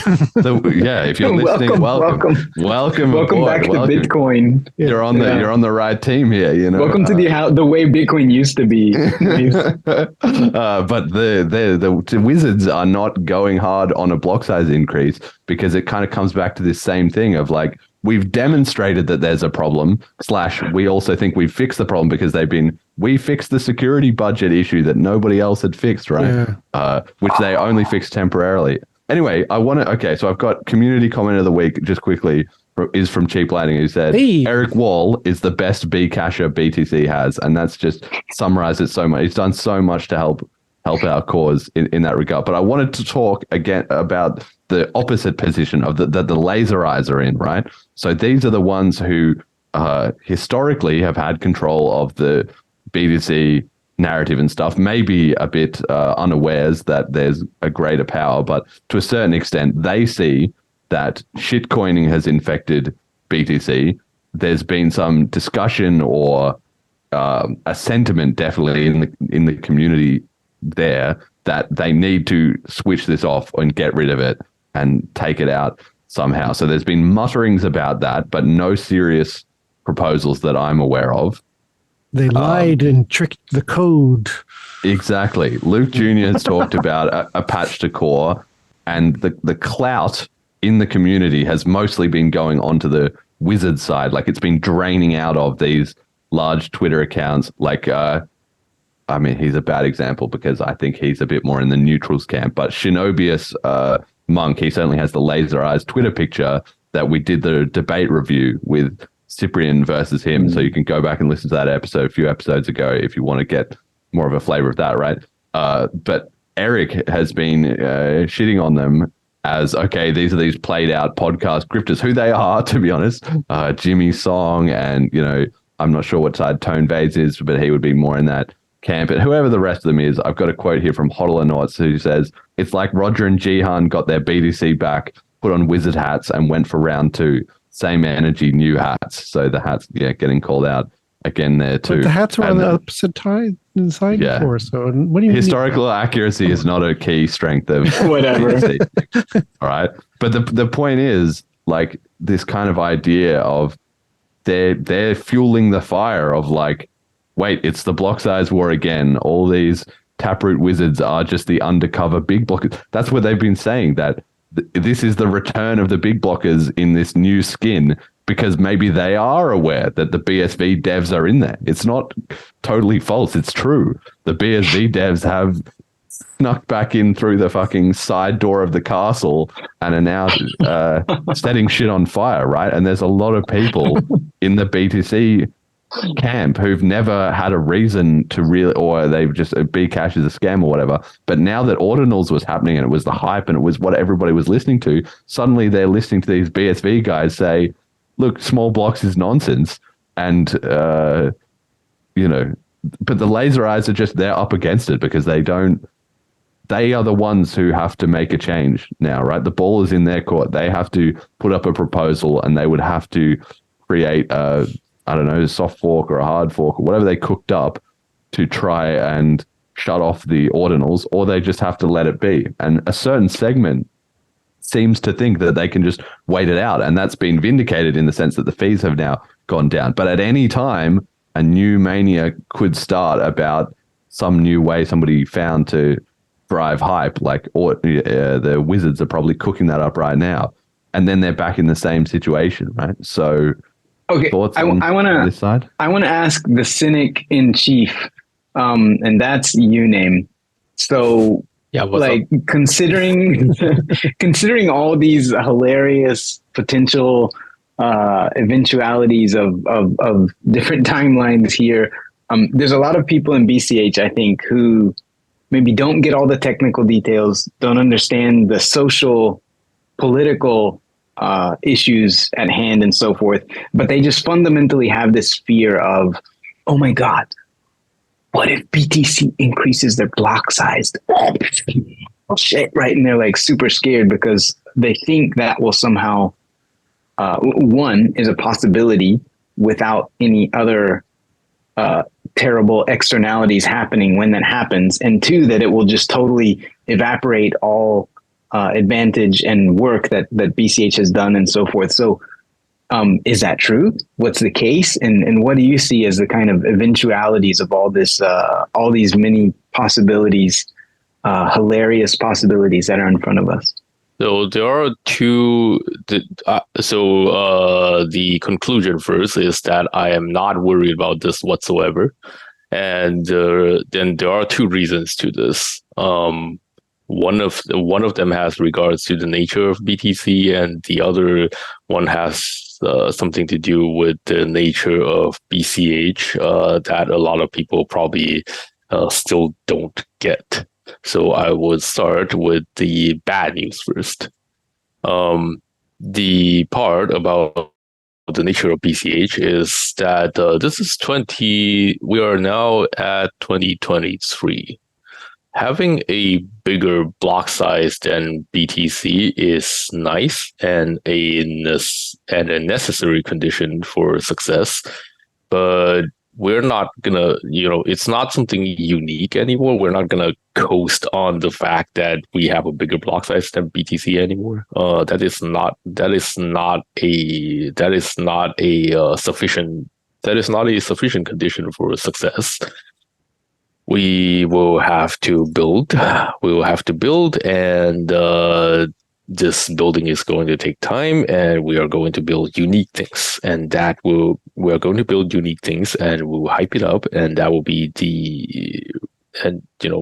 those would be things that you simply can't find elsewhere, and that will be the recipe for success. And the block size is just one necessary condition of that. So, even if BTC people somehow got their shit together and increased the block size, that part would not change. They don't have nearly as much of a established upgrade process as we do, and they don't, they are simply not going the same way as we do. They are still fucking around with things that they are fucking around today. And the other thing is that it has to do with the nature of BTC. If they actually manage to, or a dominant group that they have actually managed to convince themselves into a hard fork that increases block size, that will be terrible news for BTC. That will be incredibly terrible news. Yeah. And if I am a BTC holder, I will be rightly very, very much against it. And that is not out of stupidity or conservatism. That is out of pure self-interest, because a lot of people simply don't realize the value of BTC, like Lightning, the ability to transact, Ordinals. None of that shit matters.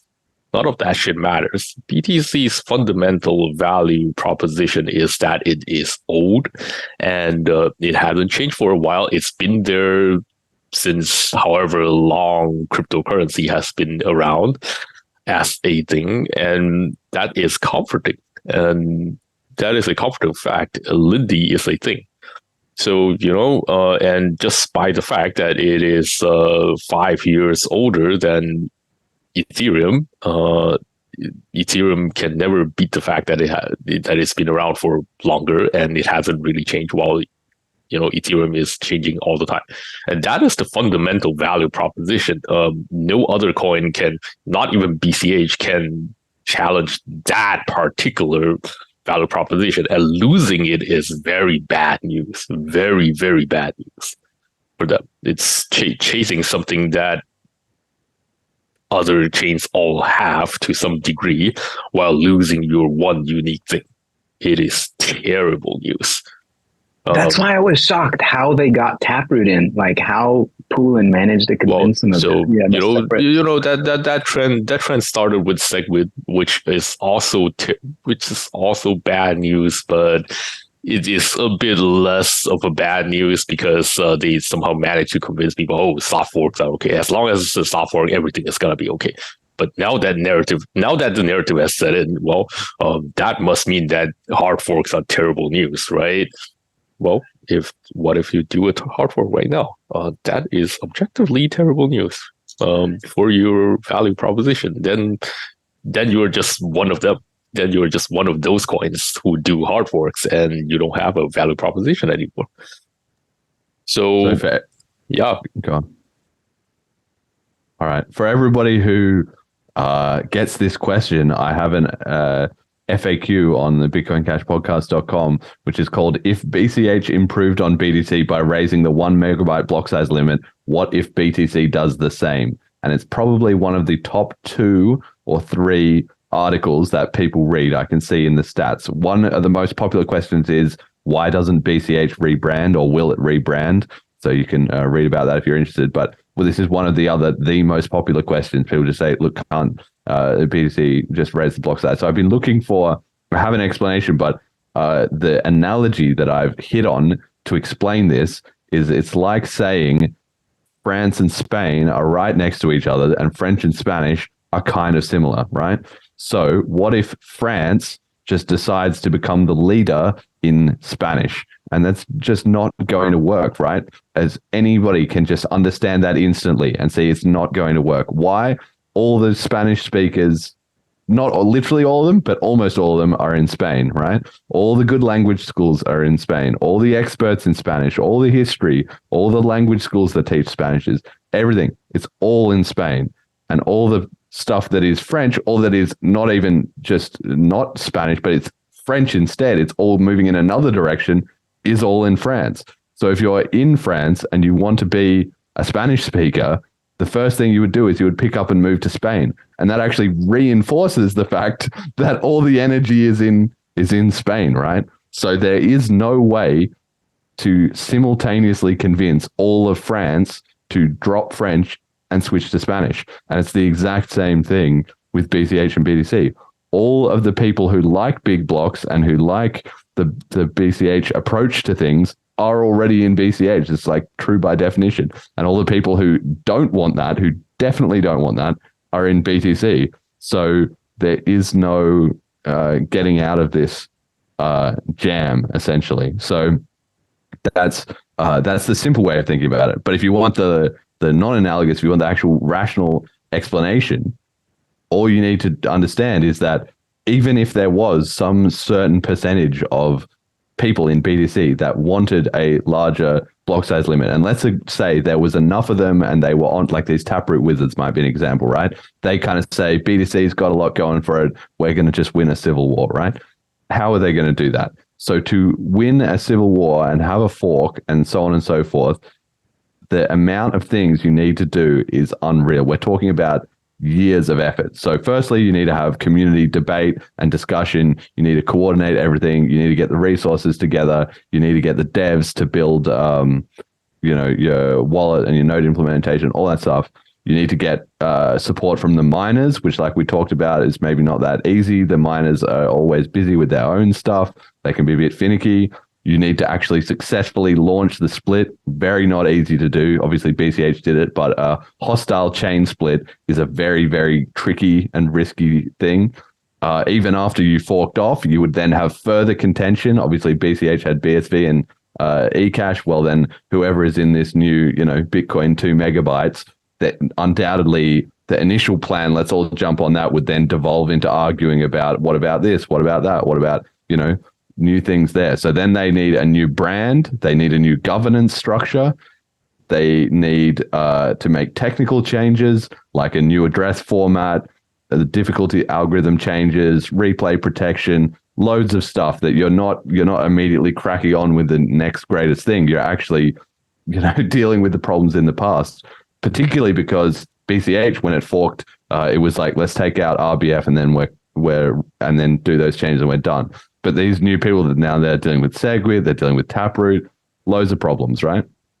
Then you have the 1 megabyte believers who are either in the majority or the minority. They have a bunch of coins on this new Bitcoin 2 fork that they can dump. So they're going to drive the price down massively, which is exactly what has happened with every other minority fork. So now your community is like out of money and struggling, or they're still having to use the other chain, which is not helping your cause.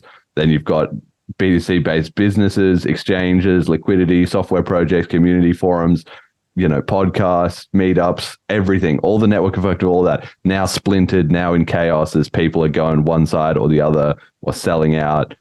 You've got disruption, obviously BCH suffered the censorship and so on. If it's really on the line, the laser eyes are gonna get serious about fighting back, right? That's going to be a disaster. You're going to have all the people who, yeah. Let's do the predictions. I'm going to do the predictions. Yeah, you always like to do predictions, right? We should do. Yeah, you're going to do a prediction of is there going to be a civil war and who's going to. I still stick by my prediction. I mean, I have less confidence now, but I still think it's the most likely outcome. Is that the inscriptions get blocked off, like gets closed off in some kind of on the main chain. Fake hard fork. Yeah, they won't call it a hard fork, but it'll be a hard fork. But they'll like try to play around it and call it that it's not a hard fork because it disallows things. But that's still what I think will happen. They'll just disallow inscriptions so that there's not enough to relieve the pressure, to just make sure there's no pressure on anything, right? Because they don't care if BTC is used. They don't care about it. Like Uname said, what they care about is the marketing and the name and the brand and just the price of it. They don't care whether it's used or not. So I think all they want to do is remove that pressure. I don't know, but that's still what I think. But what do you think is going to happen? Will there be a split? Will the Taproot wizards then create another fork, and/or would they win the brand name? Are the laser eyes? So far, I think no, because I haven't seen anybody who has the willpower to do it. So no, I don't think it'll happen. Not Udi on stage at BTC Miami with his wizard hats, 30% of the crowd, 50% of the crowd. I have to think he's intelligent enough to know that he's going to cause a split if he pushes it that way. But maybe he's really so self-deluded that he thinks he's going to cause... But because Poulin did it... might win. So it's possible, right? It's possible that he wins as Poulin did and just pulls off some kind of fork. But a hard fork... Wow, that'll be impressive. Yeah, so I want to hear the predictions about what you guys think will happen. CheapLightning, thoughts? I think it is going to depend on money. So I don't know the technical details of how the solution that Luke is talking about would work. So I think if they make it so that no new BRC-20 tokens can be created or something like that, that doesn't nuke people's investments. And there's already been like hundreds of millions of dollars or something moved, right? I think anything that is just going to make people's money evaporate is going to cause problems, right? So if they can somehow finesse the code so that no new tokens can be created, but whatever has already existed can still be moved around and stuff, I think they would do that. But if that's not possible, I think they'll just status quo, not do anything, because evaporating people's money is just going to cause so much stress and reputation damage as well, right? So it's like BTC is great unless you do something that someone doesn't like and then they just make your money disappear. Who's going to put money in that? So that's my prediction. One of those two paths forward. I mean, ETH did it. They evaporated someone's money and it kind of worked out for them. But kind of a different scenario. Uname, do you have a thought? Are we going to see a civil war? Who would win? And I don't think there's going to be a real war. There might be a pretend war. There's not going to be a real war. And ultimately, I think given what we have seen so far, I'm going to make a wacky prediction that these guys are going to go off and either do some sort of a side chain, maybe hype another solution, I don't know, drive chain or something like that along the way, or maybe just make a new coin and call it like BTC Ordinals or something, and then there will be some sort of there will be another sort of airdrop or pre-mine on that chain or side chain, and people doing it will get moderately rich from the endeavor with any chance at the expense of backholders, of course. And then in a year or so, these guys would have moved on, and everyone else will be holding the bags, and then the world proceeds as usual, because that's how the things have always worked. Jet, I'm going to say that's a high chance. That's a good prediction. That's a good prediction. I'm very persuaded by that. That's a solid argument. One. Yeah. Whether they realize it or not. Yeah. All right. All quiet from producer here. I think Jet's too busy fighting with Poncho. Yeah, sorry, I got distracted. Do you have a take? Are we going to see a BTC civil war? Who would win? I mean, the Civil War's already started, so we're seeing it. But I don't... Is it going to escalate? Yeah, I think so. I'm curious to see how far the escalation goes, because I could definitely see like Luke Dash Jr. coming in and being like, this is the perfect time to decrease the block size. So we'll see where it goes, but I don't really have any predictions. I think this is... a little more out of my wheelhouse. Like, all of my exposure to this has just been on the show, and I haven't been like deep into the Twitter threads. So, yeah. Okay. Well, I want to add to it. I don't think any kind of really significant split will happen because of what I said before, which is, it takes real willpower to execute that, and all the things you said, like all that huge list of reasons that you said. I didn't even really execute, by the way. Like, I mean, it was going on, and it was realistic. But that's the point. That's the point, right? Is that it takes a huge amount of willpower to actually execute a split, a minority split, or majority, whatever. To execute that split will happen, and I think even if the Taproot Wizards have that intent, they're going to lose it once they feel the full force of everything against them when they try to do it. So I don't think they have the willpower to go through with it, or even because they don't even have really the intent. They don't have that much of an intent to do it. So yeah, Unames is really, that's pretty persuasive.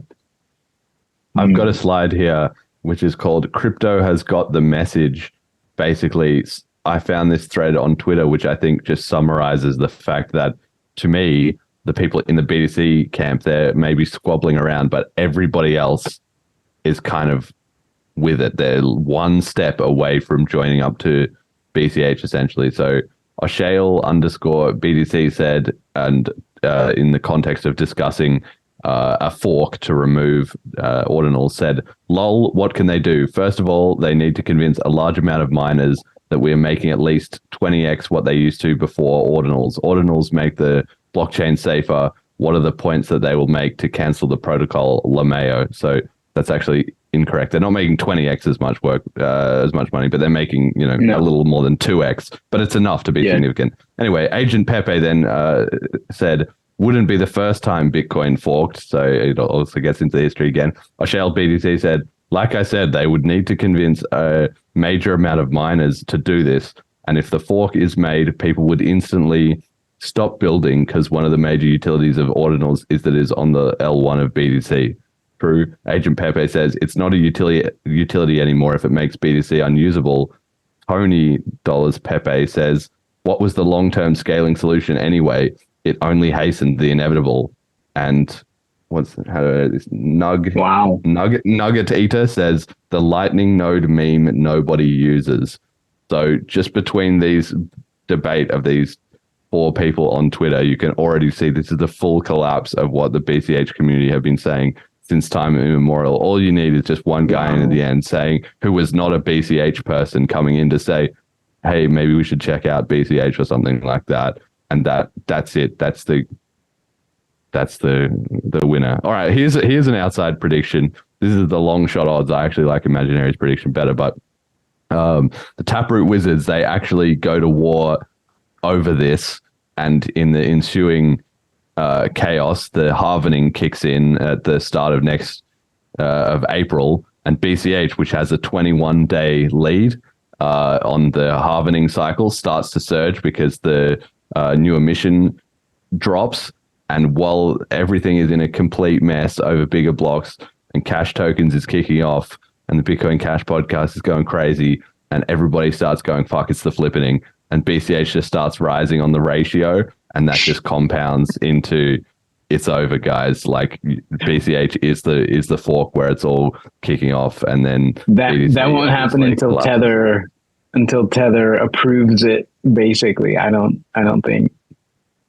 Well, something's got to break the. Well, I mean, or our actual utility floor breaks that point, but I don't expect that kind of stuff to happen either until utility floor starts to dominate, which hasn't happened yet in any of crypto, right? Or Tether capitulates in some way. I don't know. Yeah.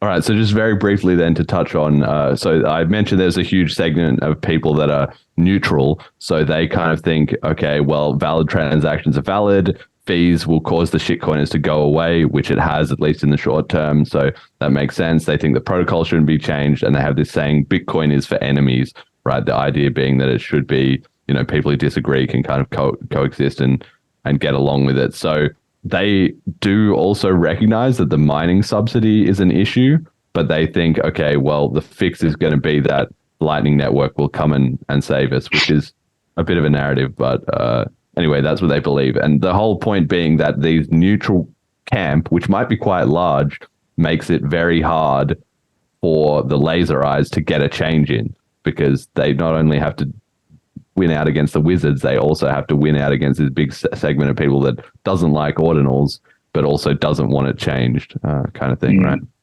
Yeah.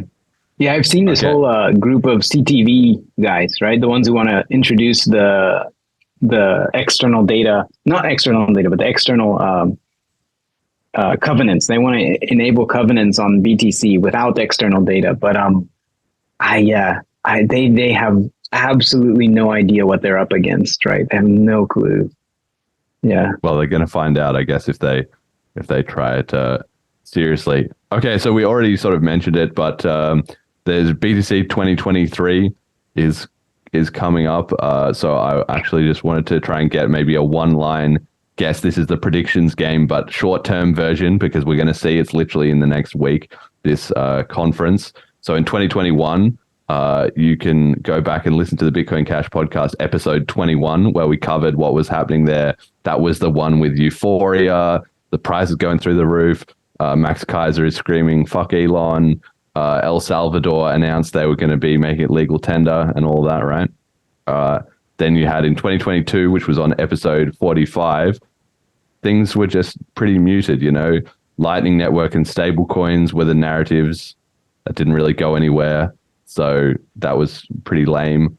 And now what are we going to see in 2023? Will there be some resolution to all this? Are the wizards going to show up in force? Is this going to convince the market that BTC has a bit of something going, or is it just going to be, wait a second, we don't actually have a circular economy? Does anybody want to take a stab so we can see in a week how it played out? I don't know if it'll happen, but I think it'll be absolute comedy if the BSV guys show up, and the conference will just be beautiful. It'll be amazing. But yeah, I'm kind of convinced by Uname, like, fuck you, Uname, like, this shit always happens. He's like, oh yeah, well, this is this is what might happen. I can totally see that. The Blockstream DCG guys come in, you know, trying to act like adults, and then being like, okay, guys, we gotta be very careful and conservative, something, you know, basically saying only do what we say and nothing changes. And then you're gonna have the cool kids, the wizards. Yeah, they already like sidechains, right? They're somehow attached to sidechains. They're like still back in 2013 or something, like with colored coins, thinking that that's the way. Yeah, and they're probably going to try to do some kind of sidechain something so that they don't disrupt things too much, because they're still totally attached to this idea of we love BTC and BTC is the best coin, something. Yeah, I mean, I must say, like, Uname's story is very convincing. It's kind of easy. You just end your story with, and then everyone got rich, and then work your way backwards. It's pretty easy. Yeah. Yeah. All right. Well, I see that's what's happening. Yeah, I see the old school coming out trying to act like adults, even though they're actually just being dictators. So they're the dictators with adult clothes on, whatever. And then there's going to be the cool kids, but not too disruptive, not trying to disrupt things too much. I think that's what'll happen. Yeah. Fuck you, name like always does that. Happy to be of service. Right. Well, we'll do message to the community then. We always do. And since it's a group show, everybody needs to get their shout outs in here as well too. I do plan to cover at least in a slide or two whatever happens at the BTC Miami conference, so we'll get a sense of where the narrative is at from that. Obviously, people can be excited about the CashTokens live stream again tomorrow at 12 UTC. Tune in for that. I'm sure the BCH community will hopefully be making announcements and dropping projects, and people will be getting excited as well as a result of that. But as usual, guests on the show get a message to the community. What does everybody need to hear? What are all these new listeners appearing on the podcast downloads for the first time? What do they need to know? Emergent Reasons, first up. And where can people find you as well? Oh, twitter.com/@emergent. I don't know if it has an underscore reasons. I don't know. Find me on Twitter or on Memo or wherever. I don't care. Telegram. bchbull.com. That's where you should go. My message is the same as before. It's organized. Don't imagine that a single person at this point in time can have a huge impact, but we're getting to the point that you have to start to organize. So I really encourage people to some degree, let go of the lone wolf thing where you just like, I gotta do it my way, just my way. Or if you're gonna do it your way, you need help. Get people to help you, hire people, whatever it is, come up with a business plan, do whatever it is. But that's my main message is get organized, actually build products. We're at the point where we have to build products, services and utilities that are going to make the utility floor rise, as we were discussing before. So do it. Go out there, organize, and make things happen. CheapLightning, you're next.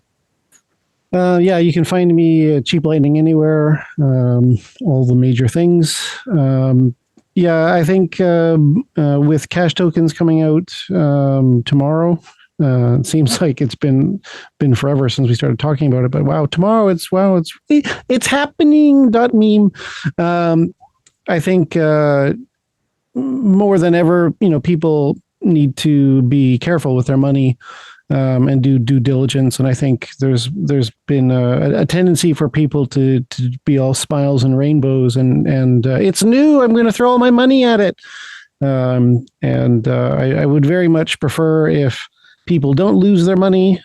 So as mentioned before, check out the 2 articles I wrote on read.cash and stay safe.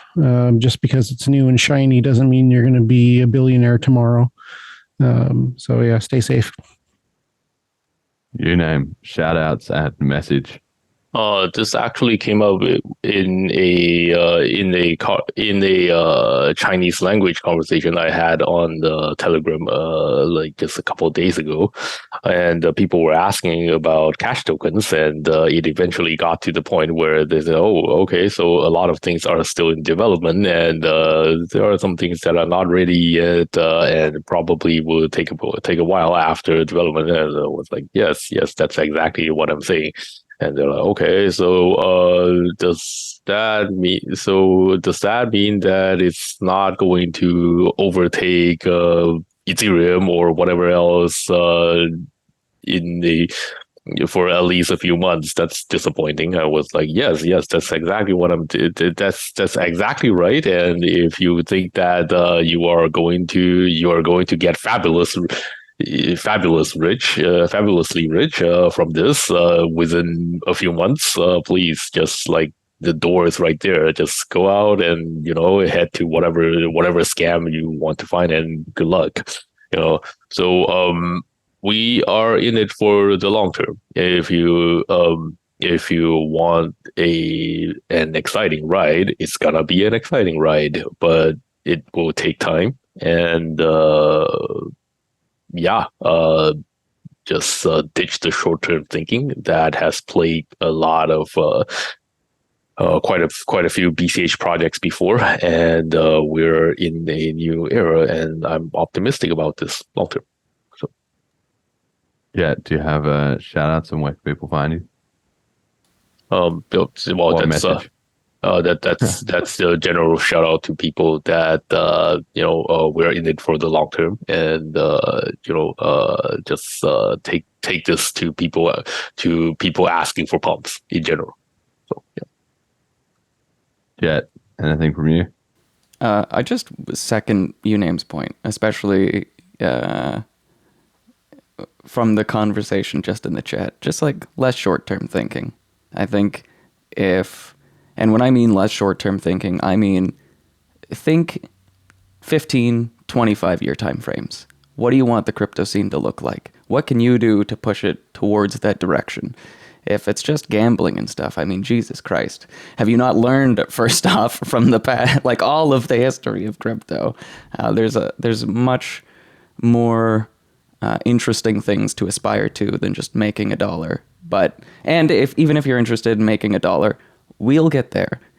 We just need to put a lot more work into things. Awesome. I want to triple down on that if I can, because I was around like before the .com boom, before the internet even really appeared as a thing, right? And when you watch these titans today that you see out there, like Google and Amazon and others, and they're just forces of nature today, right? But when they were created, they were jokes. People didn't take them seriously. They were just like, whatever, people aren't going to do things that way. So yeah, when you're building something long-term, like sure, Amazon has benefited from the rise of the price of its stock and so forth, but they have, whatever your opinions on Amazon, they are used by an enormous number of people. And that's what we're aiming for, is these things that people don't get today. And it's actually going to be a whole foundation for commerce and economy in the future. So yeah, it is a long-term game. And there are a lot of gains to be had, but it's not necessarily going to be the obvious or easy gains. You got to pay attention and know what you're looking for. Right. My shout out is to Stephen, my mate, who knows who he is, who I was sending him some BCH for petrol money yesterday. So he's now on board with the P2P cash revolution. Welcome aboard, and might be listening into this episode. My message is that, be aware of scams, but also be a little bit optimistic. All right. We've got the cash tokens upgrade. Things are going to come out. Don't, shove your whole life savings into whatever new project pops up or whatever, but give them a go. If there are things, take $2 or $5 or whatever is a small amount of money, 20 cents, that's the whole point of BCH. It's got low fees, and try out some of these new projects when they crop up. Try trading some of these tokens or whatever it is that happens, because that will be a price that you'll pay, a very, very small financial price, to get an enormous education, right? Is to understand how these things work, to understand what's going on in the scene, to see if we are growing, to see if things are exciting, if they are becoming more user-friendly, and all those things will improve over time. But we're going to have a lot of people start to show up to our ecosystem, right? That hasn't really been the case. Smart BCH did bring in a wave of people, but as the train gets rolling here, it might end up being a lot larger than that. That's going to be both end users, but also people who are building things, who are building products and making new projects. So support those people. We want them to be a part of things. Like I said, don't just give them a whole bunch of money out of nowhere, because otherwise they'll just rug and run in most cases. But at least be interested in what they're doing and be involved and engaged with it, even if it doesn't involve a lot of your financial resources, because that's the way to show them that this is interesting and cool and there's real people at the end of the screen names, kind of thing. So that's where I think we would be heading. And I guess happy CashTokens upgrade to everyone. It's been a long time in the works, but we're finally here, and it's going to start going from, wait, this is coming soon, it's going to be cool, to it's arriving. And the BCH Guru segment on this show was the first part of that, really. I guess I do have one more thing. Shout out to Mom. Happy Mother's Day. Okay, shout out to my mom too then. I did not know it was Mother's Day. Oops. But thanks for listening, Mom. I know you're always listening to it in the living room there. So yeah, thanks for that. Okay, supporter appreciation.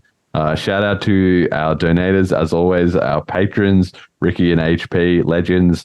The sponsor, General Protocols. Check out bchbull.com. They got plenty of shilling, but definitely worth looking at, as always. Our Flipstarter contributors, including some on this call: Majamalo, Marcelo, Renegade, CheapLightning, Emergent Reasons, Unspent.app, Molecular, Bitcoin Cash Orders, Mini Satoshi, and Callisti.cash.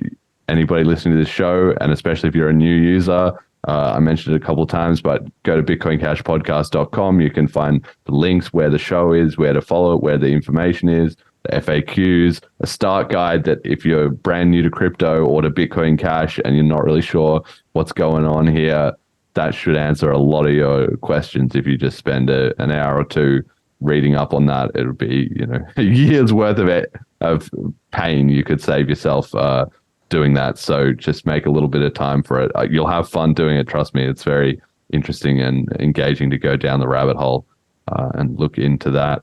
So that will pretty much do it for the show. Until next time, thanks for listening. Meow. Thank you.